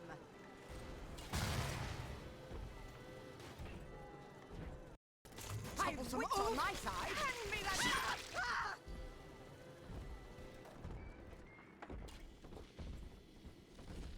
Should I go buy another heal? Yeah, let's go buy another heal. It's just here somewhere, right? Yeah, right here.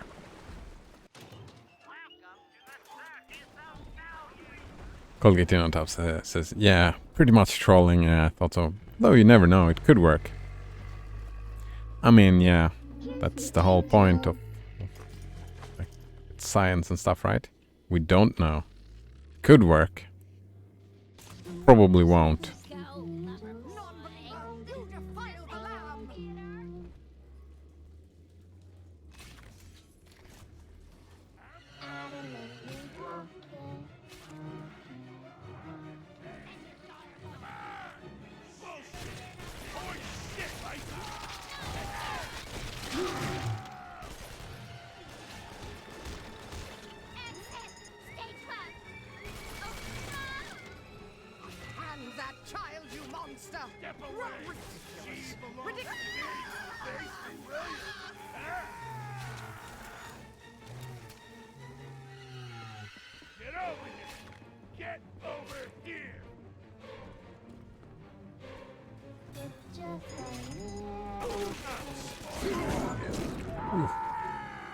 It's so weird with computers. You try stuff and try stuff and try stuff, and suddenly something works and you don't know why.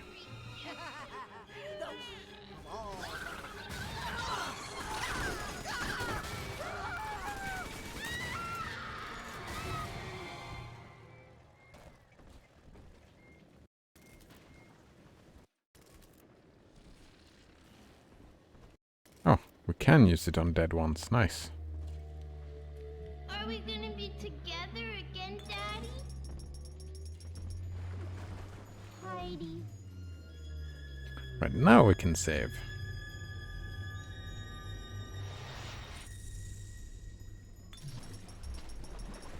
Thank you.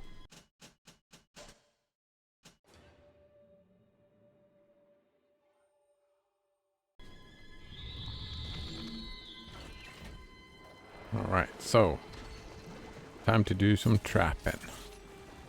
Alright, you can put her there and there. Oh, where did all my trap rivets go? Alright. Do we want electricity here in the water? So I get hit by the electricity as well. I don't know. Yeah, we're fine.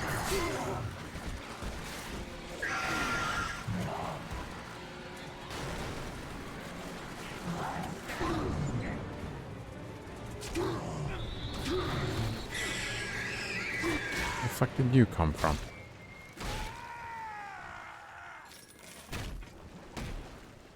She got even more wrecked.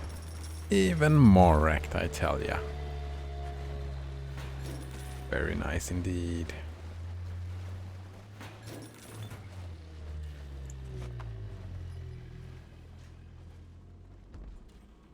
Colgate in on tap asks, this isn't open source, right? The game? No. No. I don't think there are any shiny games like this that are open source. Unfortunately.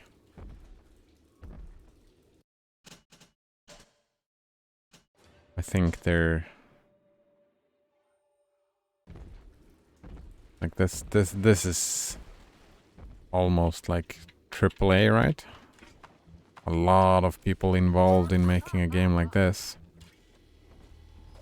I don't think we'll see open source games of this caliber in a long while yet, unfortunately.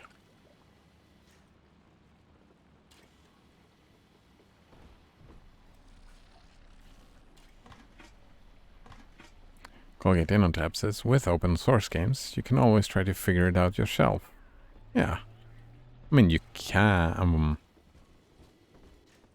either way, I'm thinking, but it's easier with open source games. It's like the difference between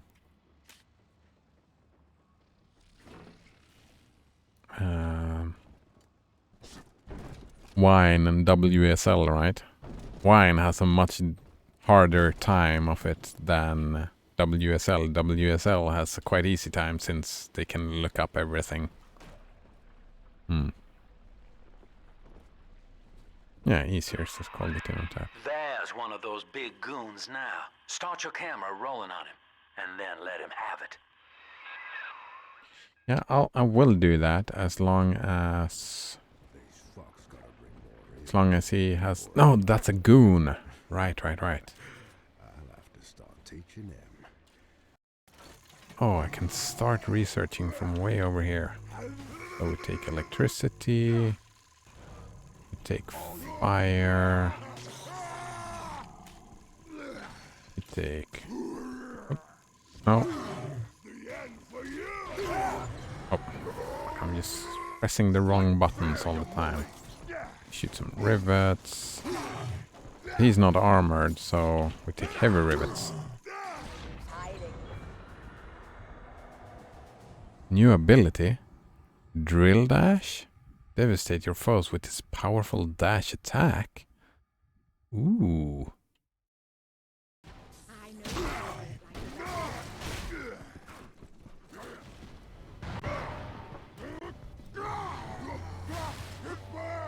Yeah, out of Eve.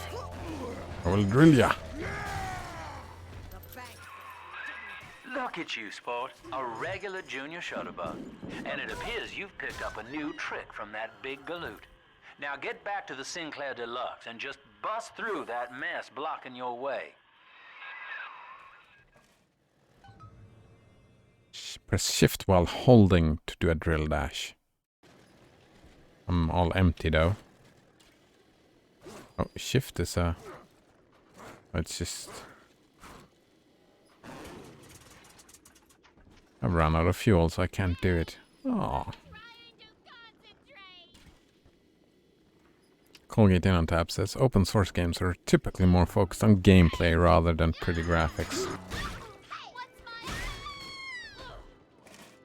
Yeah. Well, I'm guessing that some people can care about graphics as well. Feels like open source games are more focused on like a minimalist approach. For Grace, the paradise of Andrew Ryan was most unkind. She spoke against him in song, and he had her blacklisted. It left her penniless. But in the family, she has found hope, a reason to draw breath. Ask yourself, Delta, do you deserve to take it from her?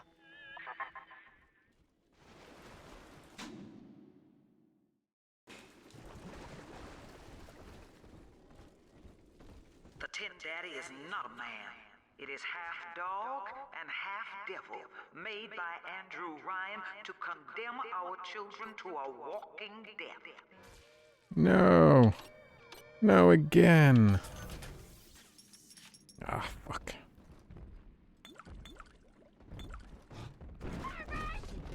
Know what I'm going through. Run! I'm not speaking to you.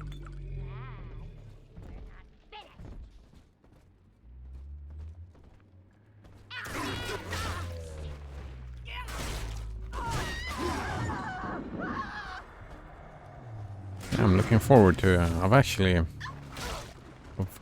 played very few open source games.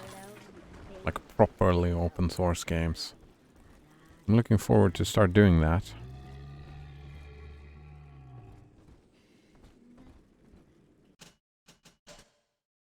Now we're gonna check to burn in memory. Go back to some burn in memory. Yes, indeed, we will.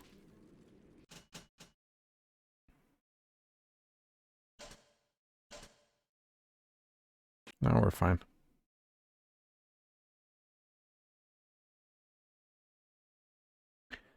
Yeah. I don't know if I probably showed you this. I can show it again. I've got this. Where is it? This list of games. This is a list of free games. Well, Libre games. These are open source games. Like a lot of them are like this. I haven't played this yet. That has gotten some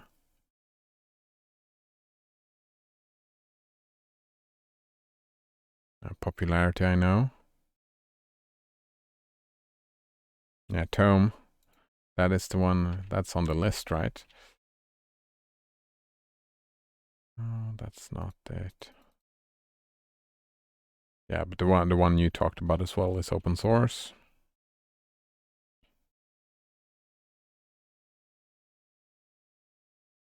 I mean, isn't this a pretty good looking game? Pretty sure.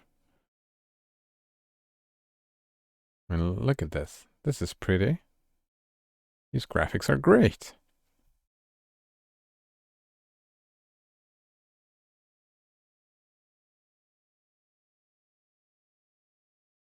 So some of the games get good graphics, but I mean, I like to look at pretty things just as the next dude, but it's not necessary for me to have a good time.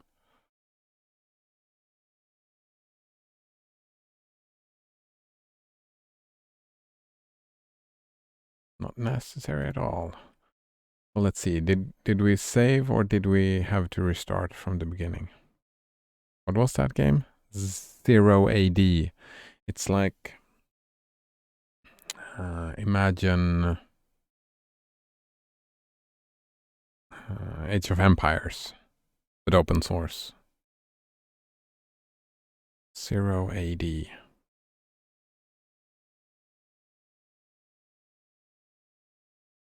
I've been meaning to play it. It'll probably show up soonish.